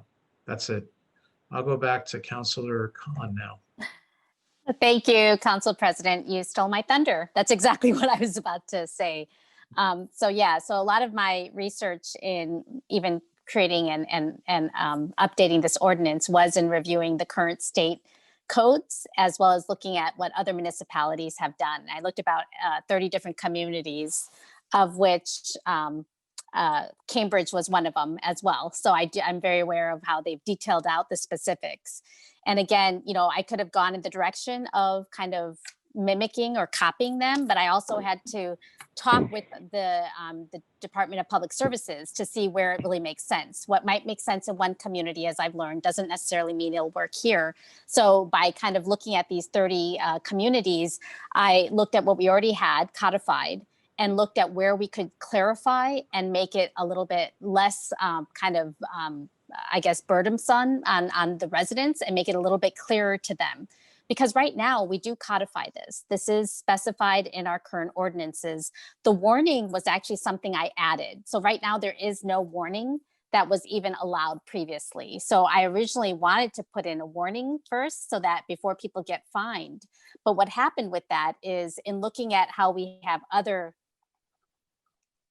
oh gosh, did I just lose everyone? No. No, you're okay, you're good. on. No, either. Okay, good. In looking at how we have other types of fees and we don't do warnings. And so I was trying to be consistent as well in how we find residents. The other thing with warnings is, and talking to Marshall Murray and other enforcement agencies, is that typically it's on their, when they see something being violated, they kind of have the leeway to say, okay, listen, don't do this again. If I see you do it again, we will have to fine you. So there's this kind of component of some assessment also done. So right now, being consistent with what the state law, as you heard also from Council President, we are allowed to do this and other communities are doing this. And there's a reason in terms of the public safety of it, as well as the directiveness that we could apply in really being clear on this. In terms of a couple of things I wanted to speak to, and I believe what I heard is, the whole snow and ice plan. And as you could see, a lot of the language here is punting to the snow and ice plan. And I think a reason for doing that is when I look at the plan, there's a lot of details in there that get reviewed and kind of assessed by the Department of Public Services. And one of the things we're putting in here, codifying, is that that plan comes before us in November, but has a little bit more of that information in it so that we could see it. We could have that dialogue annually with the Department of Public Services. And as we go along, make sure the presentation that they do, because there was a presentation and they do it annually, and I mentioned it earlier, but that presentation actually has maps of the sidewalks they prioritize. So you see the maps adjacent to the schools, but I'm kind of like, well, okay, why is that in the presentation, but not in the plan? So I'm trying to see if these communication methods can actually be integrated into one document. So ideally, I'd like the snow and ice plan to have a lot of that information that, again, we could see on an annual basis and get that at least conveyed and on the website. So I'll stop there for now. Thank you. Thank you, Counselor. Back to Counselor Zede. I'll yield to Counselor McCauley. Yeah, Counselor McCauley just raised his hand. I'll go back to you. Counselor McCauley. Thank you, Council President. I just want to offer some clarification to the at-large Councilor Khan. We did, in the committee, we did ask the DPS director to provide the additional information that you had requested, maps, etc. He had committed to creating a web page off his site that would link all of these types of things. Obviously, I'm not sure that it's completed or done yet, but directionally, your request is in motion, right? Let's just leave it that way. Okay. Thank you. Now, Counselor Zede. Yeah, thank you. I just had a couple of other comments. So, you know, I hear a lot of counselors talking about what other communities are doing, and I understand that, but there are also other communities that actually clear every sidewalk in their entire city or town in Massachusetts. I mean, there is no implication, ordinance, anything requiring residents to be, responsible. So I just wanted to throw that out there that sure, there may be some communities that have this or even many, but there are also communities that take full responsibility, not for some sidewalks, not for the sidewalks just around the schools, but every sidewalk. I've lived in a community like that, and they drive a little machine. It's a very small one, and it's got like a V-shaped plow, and they just drive every sidewalk in the town until they clear all of them. And sure, they may have fewer sidewalks, et cetera, but it just that does happen. So there's a spectrum here. And here in Newburyport, I believe I wanted to ask this, but I have to confirm my understanding. But here, for example, we remove all the snow off the sidewalks downtown. If I have that correct, and somebody can correct me if I'm wrong. So it's not like it's without precedent for the city to take responsibility for the sidewalks. After all, the sidewalks are owned, and sidewalks are just this kind of never-ending challenge. Getting them paved, getting them redone is always a challenge, and we try and offer ways for residents to take responsibility for them and so forth. So my question is, in committee, was there any discussion about expansion of the city's responsibilities as it relates to sidewalks, and any ideas, any throwing around of any numbers of what it might cost to, say, double the amount of sidewalks we're doing now? Again, not taking it to 100%, but let's say we're doing, and I remember the presentation as well, but again, it's priorities, not, we absolutely will do these. It's just the way I took it anyways was, these are the ones we really like to get done, but sometimes we do and sometimes we don't. And I think generally more often than not we do. But again, that's our responsibility, I think, here to fund what we want. So I just was curious if anybody if there was any of that discussion in committee about expanding DPS, doing more sidewalks, and what that might cost or look like. Counselor Khan has her hand up. Yes, thank you for that question. And actually, that's the whole. So if you see a whole new section with item D under 12-52, that's completely brand new. We never had that in the ordinance. If you could see the portion that was actually stricken out, I initially actually wanted to have almost by a linear feet of how much the city's going to commit to doing, but that got too detailed, too granular. So we were trying to start something to have a communication so that there's an understanding. We've heard from a lot of residents, and even actually after the paper covered that we're going to talk about this, have gotten a lot of emails from people happy to see that this is at least talking about identifying sidewalks, and frustrated that why does downtown get so much priority? What about these critical kind of arterial locations around the city? So this is a start. I see this really as a start. I see this as a way of transparency with the snow and ice plan being more substantive than what it is today. I thank the counselor from Ward 5 for kind of saying that it looks like we're getting there. So this conversation and communication that all open through this ordinance, I think is going to lead to some good outcomes with residents, with transparency, and maybe with identifying those cost factors that the council from Ward 1 brought up. As we kind of do this, I think we'll have a better idea of, as the expansion happens, how much that will cost. So I thank you. Thank you. Councillor Wallace. Thank you, Council President. I just wanted to echo what the Councilor at Large said. Yes, this is a whole new section, and actually, we did ask for more in our conversations with DPS and the mayor, and I had wanted to have actual routes and more information in the ordinance itself. But as we all know, working with any of these, it's a compromise, and they felt comfortable putting it into the snow and ice plan, but not necessarily into an ordinance. So this is what we came up with. And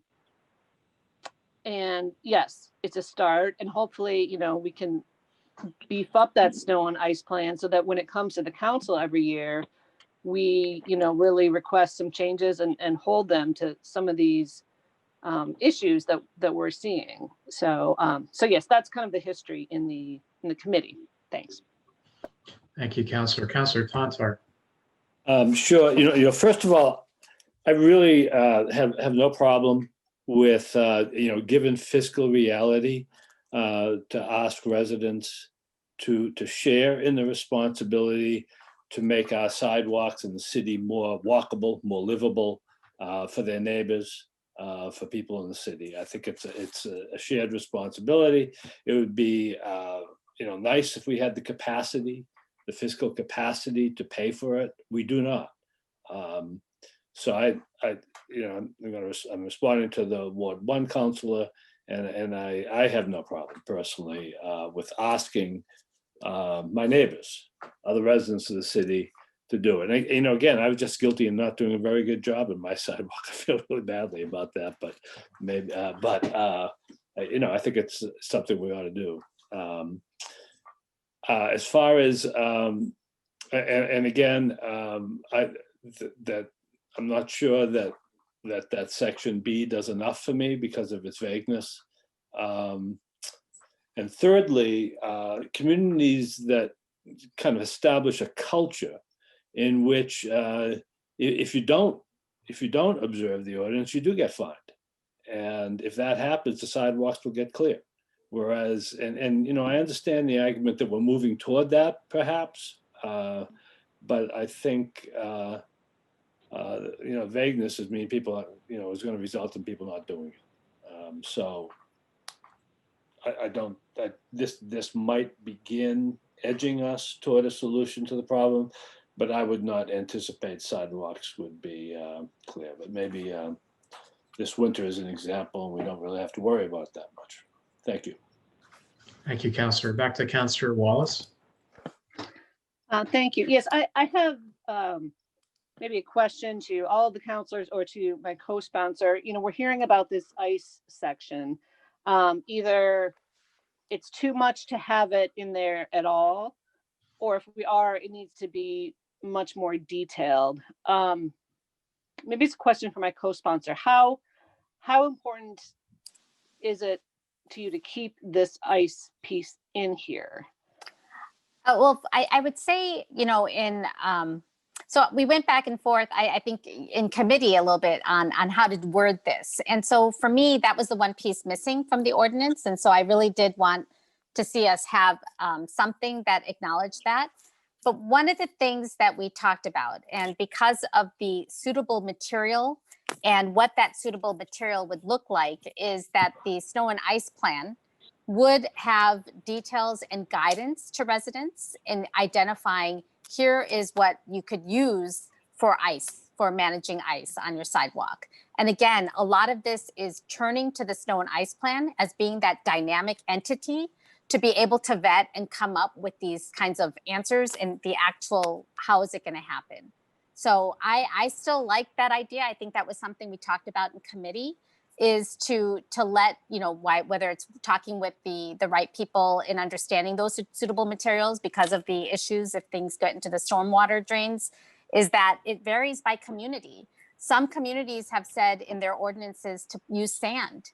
And so and then some have said don't use sand. So I think by keeping it somewhat not specific, but again, pointing people, and whether it says, you know, all the guidance should be coming really from that snow and ice plan in terms of how to do it. And I'm open to hearing what others have to say, but this to me is an important aspect that I thought was missing from what we had codified. Thank you, Counselor. Other counselors? I have a follow-up to that, if I may, and this is Please go more of ahead. this is more of a legal question for anybody who can answer it. What is the liability to the homeowner for if someone falls on the sidewalk, even though it's city property, but they're the ones who cleared the snow or the ice? Does adding the ice increase liability to the homeowner? Or does the liability fall on the city no matter what?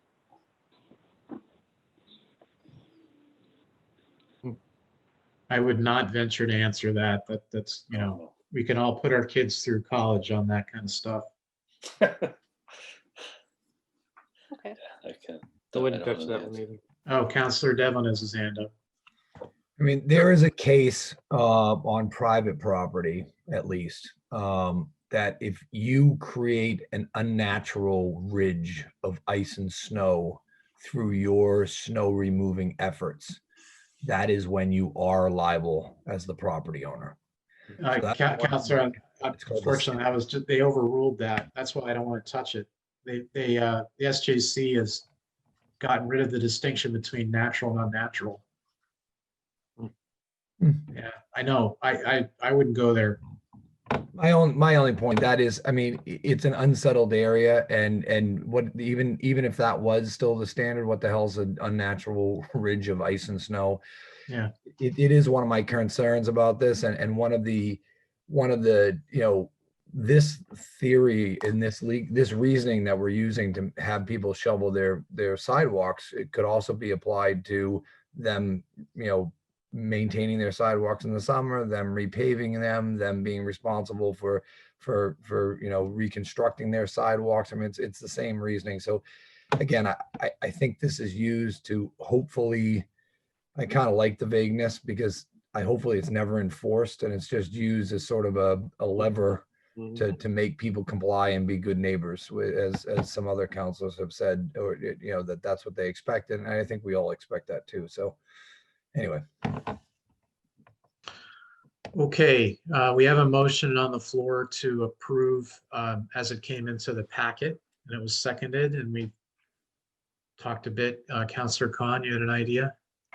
Yes, actually, I just wanted to propose some amendments. I'm not going to take out, I think keeping the, after your explanation, I am fine with keeping the Director of Public Health in there, but I did want to at least, I had very minor edits, which I'm hoping I could just make some amendments. Sure, go ahead. Yeah, really it's section E. I do want COA actually spelled out, Council on Aging, and NYS as well. And actually, if, you know, in looking through the Code of Ordinances on how youth services is mentioned, it just says youth services. So I would like to make an amendment that COA become Council on Aging and NYS becomes youth services. Second. Any discussion? All those in favor of the amendment, say aye. Aye. Aye. Any opposed to the amendment? We're just on the amendment. I think that was unanimous on the amendment. Go ahead. And actually, sorry, that was the only one I had. Okay. I heard the reason on the first one about the health director, and I'm fine with keeping that there. So any other counselors wish to speak, make a motion? Nope. One more comment, Mr. President, if I may. Please. I just want to ask the clerk if he knows where to insert that amendment. I would have it in C, snow clearing assistance, or as a COA NYS. Now looking through it, I think that's the only place it comes up. It's a simple insertion, I think. Yeah, it's E as in Edward, snow clearing assistance. Yes, E. I'm sorry, E, yes. Yes. Yep. Yeah. All right, thank you. All right, let's go to roll call. So roll call for the approval with the one amendment for ordinance 66, first reading. Councilor Zede, No. Councilor Devlin, No. Councilor Agaman. Yes. Well, wait a second. No, Well, scratch it. actually, I'm sorry, you're at the end. Wait. I need to promote you to the bottom. Yeah. Sorry. That's a rule. Councilor Khan, Yes. Councilor Lane, Yes. Councilor McCauley, Yes. Councilor Connell, Yes. Councilor Shand, Yes. Councilor Tontar, No. Councilor Vogel, Yes. Councilor Wallace, Yes. now Councilor Agaman. Yes, still yes. Still yes, that's 3 no. That would be 8 yes. Motion passes, ordinance first reading. Okay, thank you. Was there anything else, Chair Connell, on neighborhood and city service? Nothing else coming out of committee because the only other thing that we have, we're going to keep, I just might parenthetically thank Jamie Tuckalo in particular for his work on the snow and ice discussions. He spent a lot of time with both the sponsors and the committee. Thank you. Chair Shand, Planning and Development. Nothing tonight. Thank you. Chair McCauley, Public Safety. Nothing tonight, Council President. Thank you. Thank you. Chair Z, Public Utilities. Nothing tonight. Thank you. Chair Vogel, Rules. Yes, Mr. President. I don't know if we want to make a motion to, I think we're going to make a motion to receive and file. That'll start the discussion of the communication 279, please. Second. Go ahead, Chair. Thank you. I believe you're all in receipt of the Rules Committee meeting notes that were provided in the packet. I asked the IT director to attend the meeting and I don't see him here. I can speak to what we spoke about and the concerns that I had. There's really, this breaks down to 2 parts, if you will. It breaks down to having a email address as City Council, the city of Newburyport.com. That would be one address that a constituent could use to communicate with all of us at one time. Just push the button and everyone gets the same message. I'll just make a real quick summary and then I'm going to turn it over to the sponsors. And then the other breakdown is, or the other piece that breaks down is the use of our name at the city of Newburyport.com and encouraging all to do it. There was discussion in the meeting as to whether or not it should be a rule. A couple of us thought that it should be, and I think we just left it at that, because my biggest concern is what client to use to receive these messages. Right now, I am with 3 or 4 email addresses using Gmail, and I'm able to monitor all of my emails on one platform or one client. However, I can't get to the city. I can't get to B. Vogel at the city of Newburyport because of all the safety or all the security issues in place.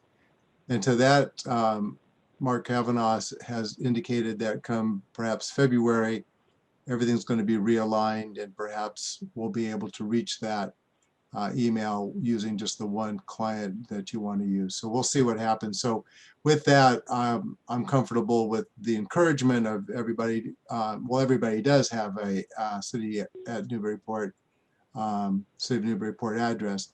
Whether you use it or not, it depends on how you get to it. So that's a basic breakdown. We can move on. I think that we would like to implement the city council at the city of Newburyport and what it looks like on the website.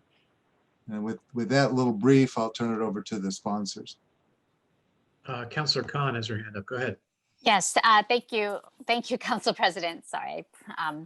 I think it's very clear in the memo, I think in the notes, and I think everyone knows what I'm trying to do here, and I think would be helpful for residents in accessing us as counselors. And I just want to give a couple of pieces that I was the one that didn't really want to make this a rule. And I think that's because people have different email addresses they may use, whether it's for sending information to residents, or if they're responding to residents. I didn't really want to create anything that would have a violation in place by counselors. But I did want to, if anything, Mark Kavanaugh said, as soon as a counselor comes on to city council, they get a city email address. He creates it for them. First initial, last name at cityofnewburyport.com. If they choose to use it or not, it's up to them. So that was news to me. I actually thought I had to request one. So I didn't know it was an automatic generation.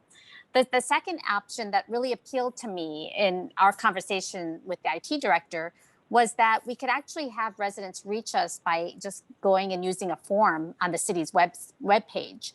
And if you just have language that says city councilors' emails are first initial, last name at City of Newburyport, then your email address isn't really there for any kind of spamming. Although I think the city's, if you talk to the IT director, he's pretty good at minimizing the spams that kind of come through to us.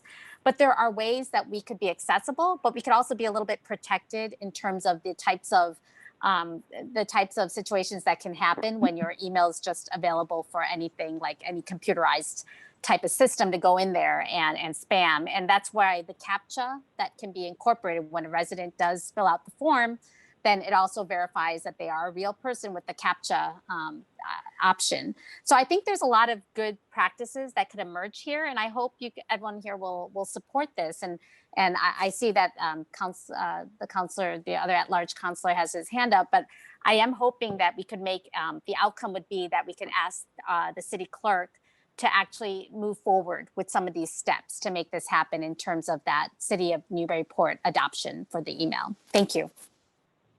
Thank you, Councillor. Councillor Vogel. May I interrupt?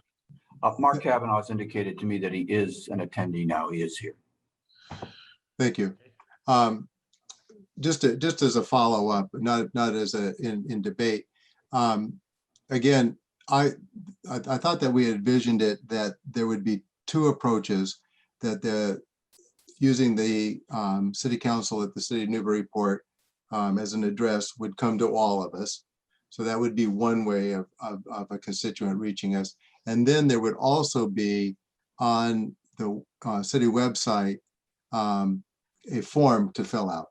And I believe that that's how you reach the IT director now, is that you click on his email address on the website, and it actually takes you to a form to fill. It's actually just a who are you and what do you want form, as opposed to, maybe maybe a list of things you want to talk about. But I like that idea as well. So I think that maybe, do we need an amendment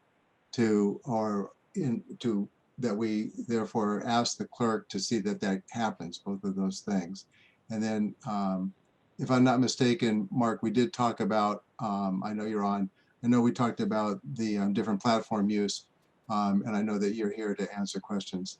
But do we need then an amendment to that we ask the clerk to make that happen in helping with help from the IT director? Can somebody answer that? Do you want me to call on the IT director? Well, I'm asking you, do we need an amendment to ask the clerk? Do we need to all agree to ask the clerk to make that happen? I mean, probably the president can just can do it, but I definitely want to poll everybody. Let's tell you what. Let's wait for Councillor Z. He has his hand up, and then see what people think. Thank you, Councillor Z.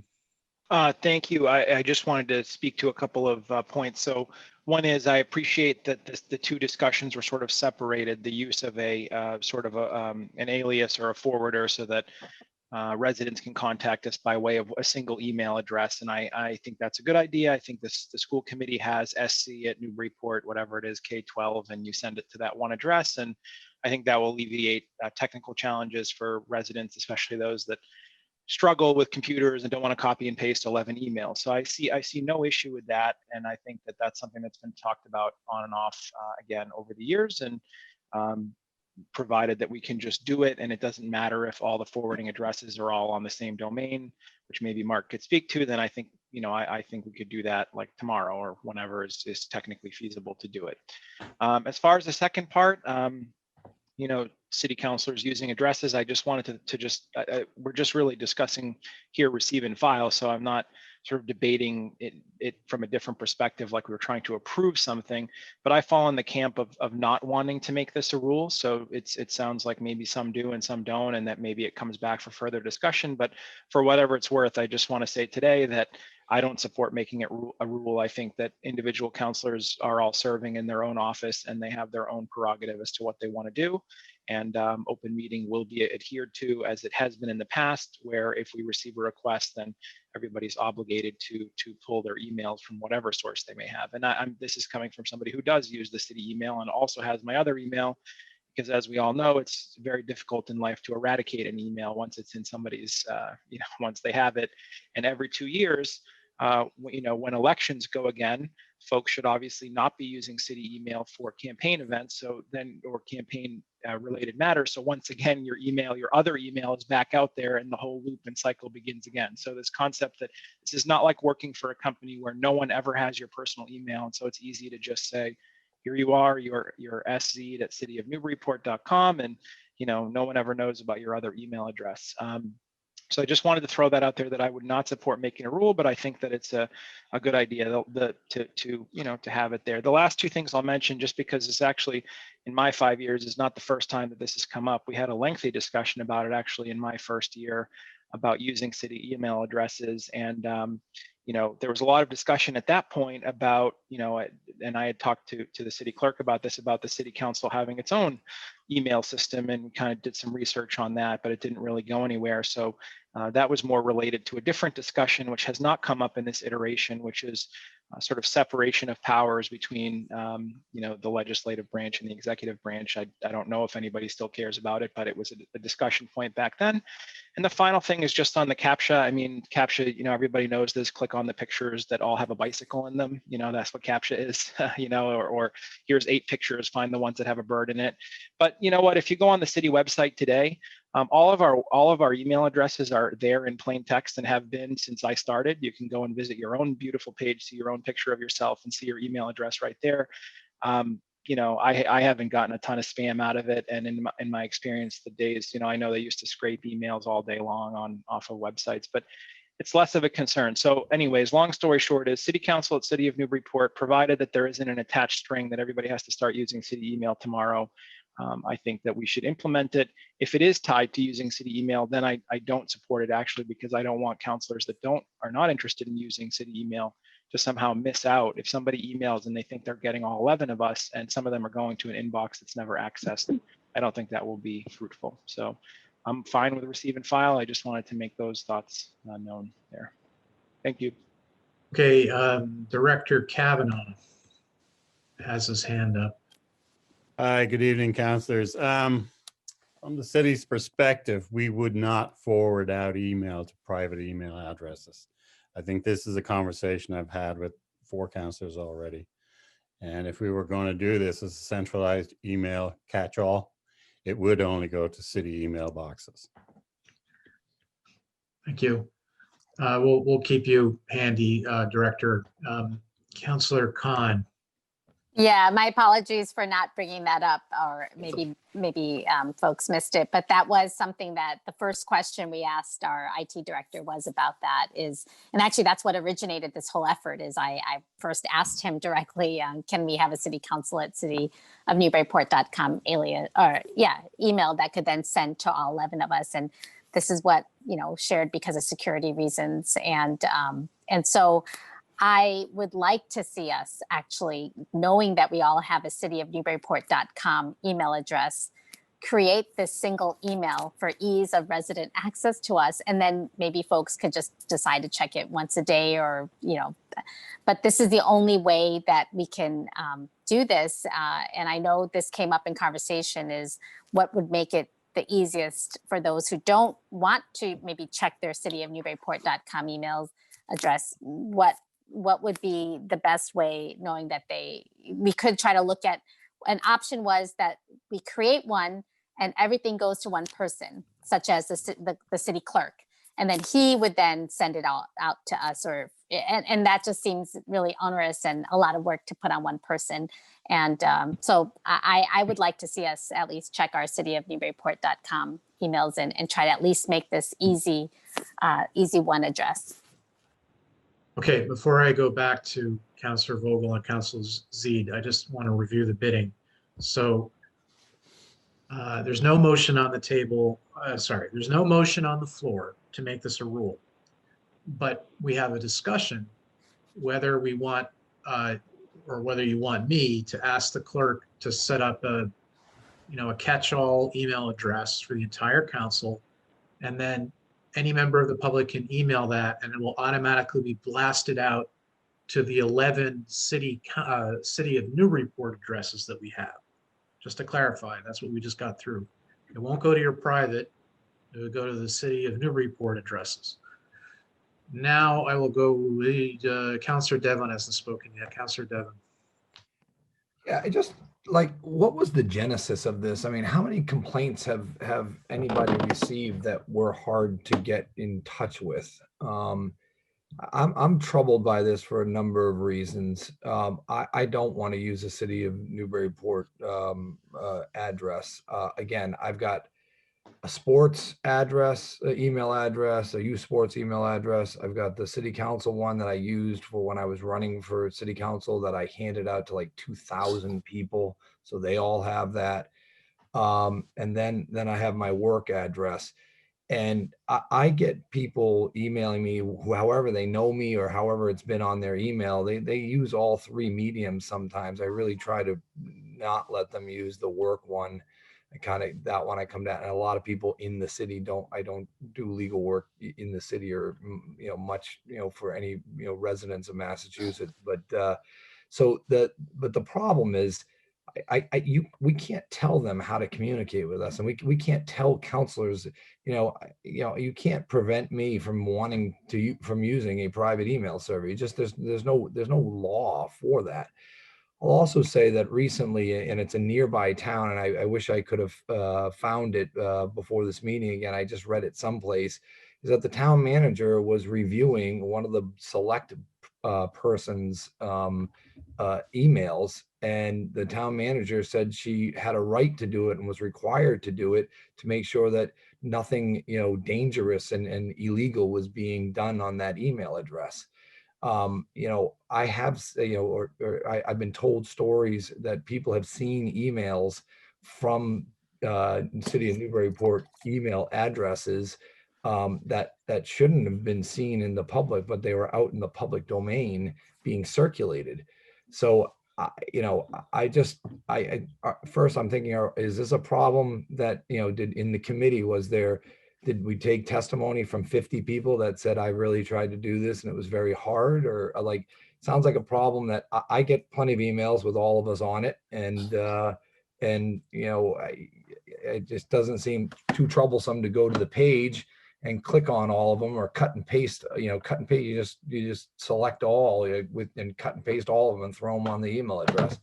So I would not be in support of this, and I'm not going to be using a city of Newburyport. And we might have new counselors next year that are faced with the same problem. This is actually the third time we've talked about this. We did, Councilor Z was correct. We talked about it in the first year that we were 5 years ago. We talked about 3.5 years ago. I mean, it just, I don't know. So I'm not in support of any of this. And certainly I'm in support of receiving and filing, but I will not be cooperative in changing over to this. So thank you. Okay. Thank you, Councilor. That's one no on the blast. Let me go to Councilor Vogel, then back to, this is just the order I see Councilor Tantar has not spoken yet. So therefore, Councilor Tantar, go ahead. Yeah, thank you. First of all, I am in support of the blast email. I think that increases the convenience to residents, and so that's why and adds very little inconvenience to us. I got to add a little bit of a wrinkle, like other councils. I think I have about 17,000 email addresses. They all go to the same app on my computer. I try to keep them separate. I don't. And I sometimes fail. Of course, the one that doesn't do that is the city of Newburyport address, but I understand that's going to be addressed. So that problem, I think, would be fixed. But when I was teaching, I had another problem, and that was for if anyone used my edu address, and if I were expected to turn that over for public meeting purposes or access, I would have to submit that request to the college's attorney, because all our emails at the college by federal law are confidential to protect students. So I talked to the college's attorney, and actually, if that request was ever made, the college would go through all my emails and determine which ones could not be shared. And that could get very messy. So that's sort of a unique problem, but it is another level of problems. I wouldn't want to insist that therefore that we use any particular email, including the city one, but I would like the blast emails to go out. Thank you. So we got 1 no and 1 yes for blast. Councilor Vogel. I wanted to address thank you, Mr. President. I wanted to address the genesis, and again, I can leave it to the sponsors to clear up what I may not mention completely. The genesis was around the open meeting law and the convenience of providing emails, communication when requested. So that was part of the genesis. The other genesis was the idea that if there is a blast email, we know who's gotten it and who hasn't. So oftentimes, I'm sure we all get these emails and we don't know that if anybody else got it. Sometimes there's a list of addresses, sometimes it's just to me. So if it came to me through the city of Newbury, B. Vogel at City of Newburyport, I would know that that was a blast email. And I think that that's a good thing to know. I like the idea of knowing that everybody else has received that same email as opposed to kind of wondering. So that was part of the genesis. And I'm all in favor of that. And with the caveat that I'm able to receive that on my current email client. That is a big caveat for me.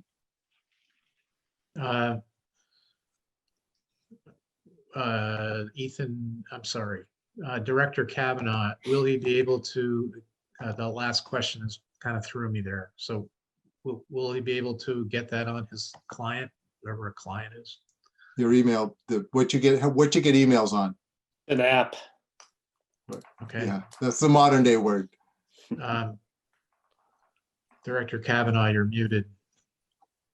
Yeah, I'll just go back to saying what I reiterated before, which is we won't be taking and relaying email out to private email addresses. So the answer is that's a directive I got from the public records officials. I'm just trying to get the answer. So you're saying it won't. So Councilor Vogel, the answer is no.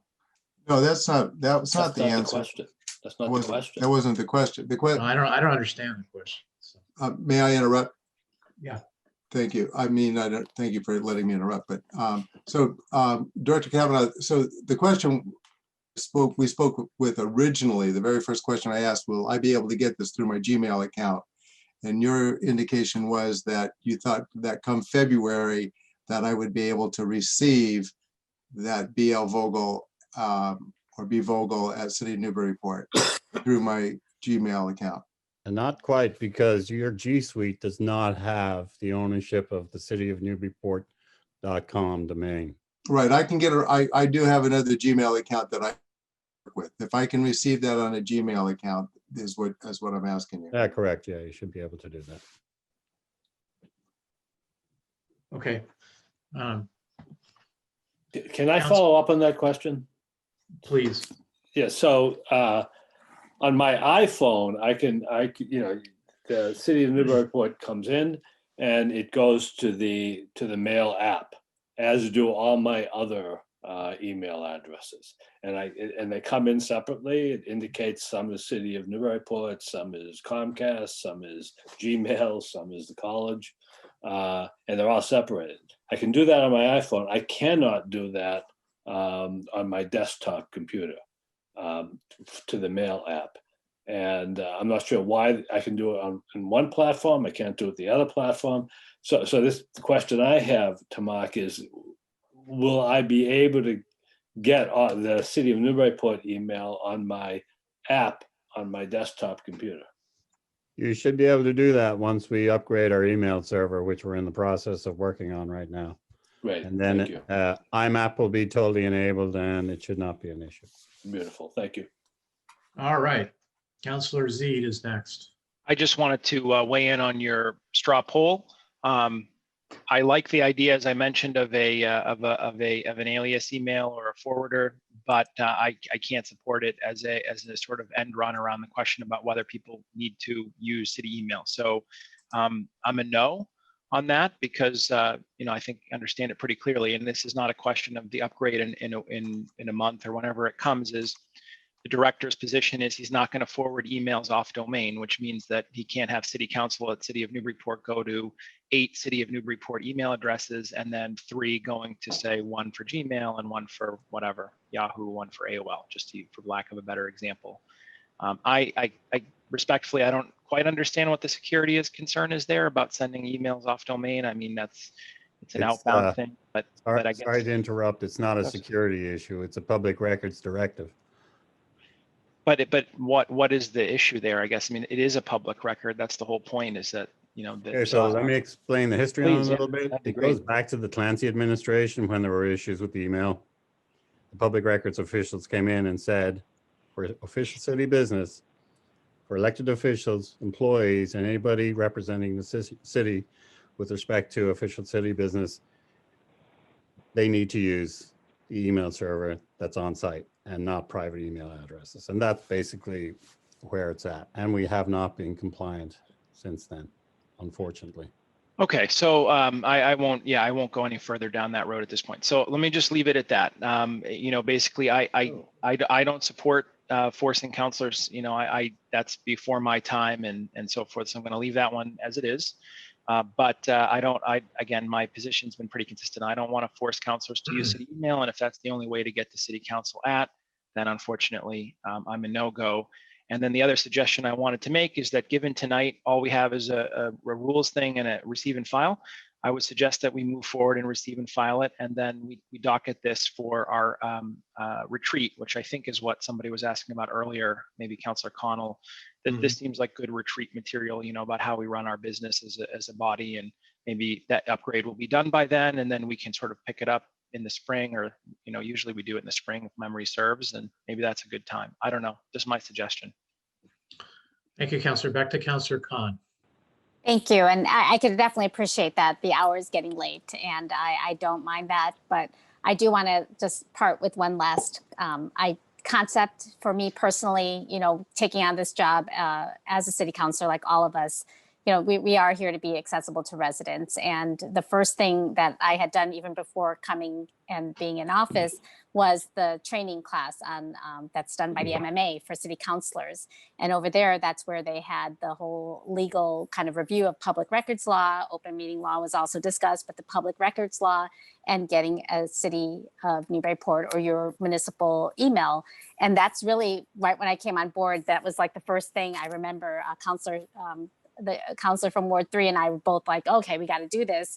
And this is the reason why. And we heard from the IT director. And again, I'm just trying to kind of come back to something that is, as we do this role and serve in the capacity for the residents, this is one of the things that I see as part of that, not like our convenience of how many emails we have. And so again, in looking at the updated guide from the Attorney General, a guide to Massachusetts public records law, I took portions of it, but it was confirmed with Director Kavanaugh as well when we talked, and also Mark Rich from KP Law, when I talked to him about this issue, when we were talking about the ordinance review, this came up as well.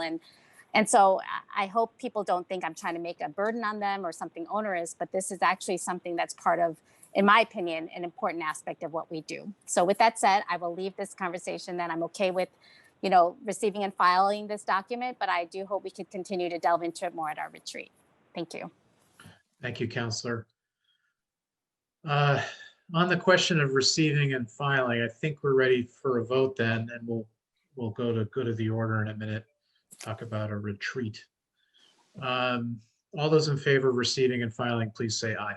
Aye. Aye. Aye. Aye. All those opposed? Okay, Chair Vogel, anything else? Nothing tonight. Thank you. Thank you. So good of the order. Anything before I talk about the retreat concept, Councilor Shan? Yeah, Council President, we did discuss the Conservation Commission meeting on the 19th and how we want to make sure that it's available for all councilors to attend and participate in. It's going to be a discussion about the delineation of the wetlands on Low Street. How do we want to do that? I can contact the chair and see if he'll agree to make it a joint meeting. We can post it. How about that? Okay. Okay, let me write that down. Okay. Anything else? All right. So I think sounds like some people are interested in getting together. Of course, getting together nowadays doesn't really mean getting together, but I guess we could have a Zoom meeting and talk about things. And we already have one agenda item, which is email.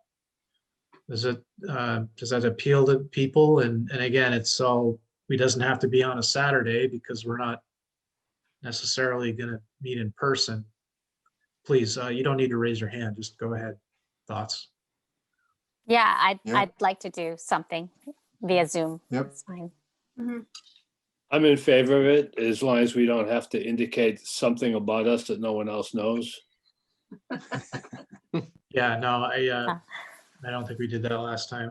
But you already revealed the fact that you don't shovel your Guilty as charged. All right, so when you all want to do this, I mean, it doesn't matter to me. You want to do it on a Saturday? You want to do it on a weekend? A weekday? I guess Saturdays are more open. There won't be any donuts this time. What do you want to do? Well, you could have them sent to our houses. Yeah. 11 deliveries? I don't know about that. Richard has nothing better to do on a Saturday morning. Talk to Senator DeZoglio. She knows how to do it. Good point. I think it'd be great if we could do like a 7 to 9 p.m. One evening, like before we get into the budget. So maybe next month might be a good sort of, I don't know if you would call it a lull, if there ever is such a thing, but. Well, why next month? I thought we would do it now. Does it matter? I mean, I don't know. Next week. Can we do next week? How does everyone feel about Thursday, January 21st? No. Yeah, and I'm sorry, I'm not a fan of the 7 to 9 p.m. I kind of like the morning. I think I'm fresher. Like, I think it's nice to have a different time than we normally meet. Just to a little bit fresher. Yeah. All right, I'll tell you what, I'll put my head together with the clerk and figure out how to do donuts by Zoom. I got you. I hear everyone's position. Any other ideas about it? No. Okay. How about a motion to adjourn? So moved. Second. Okay, all those in favor say aye. Aye. Aye. Thanks, everyone. Good night. Great. Thank you. Good night.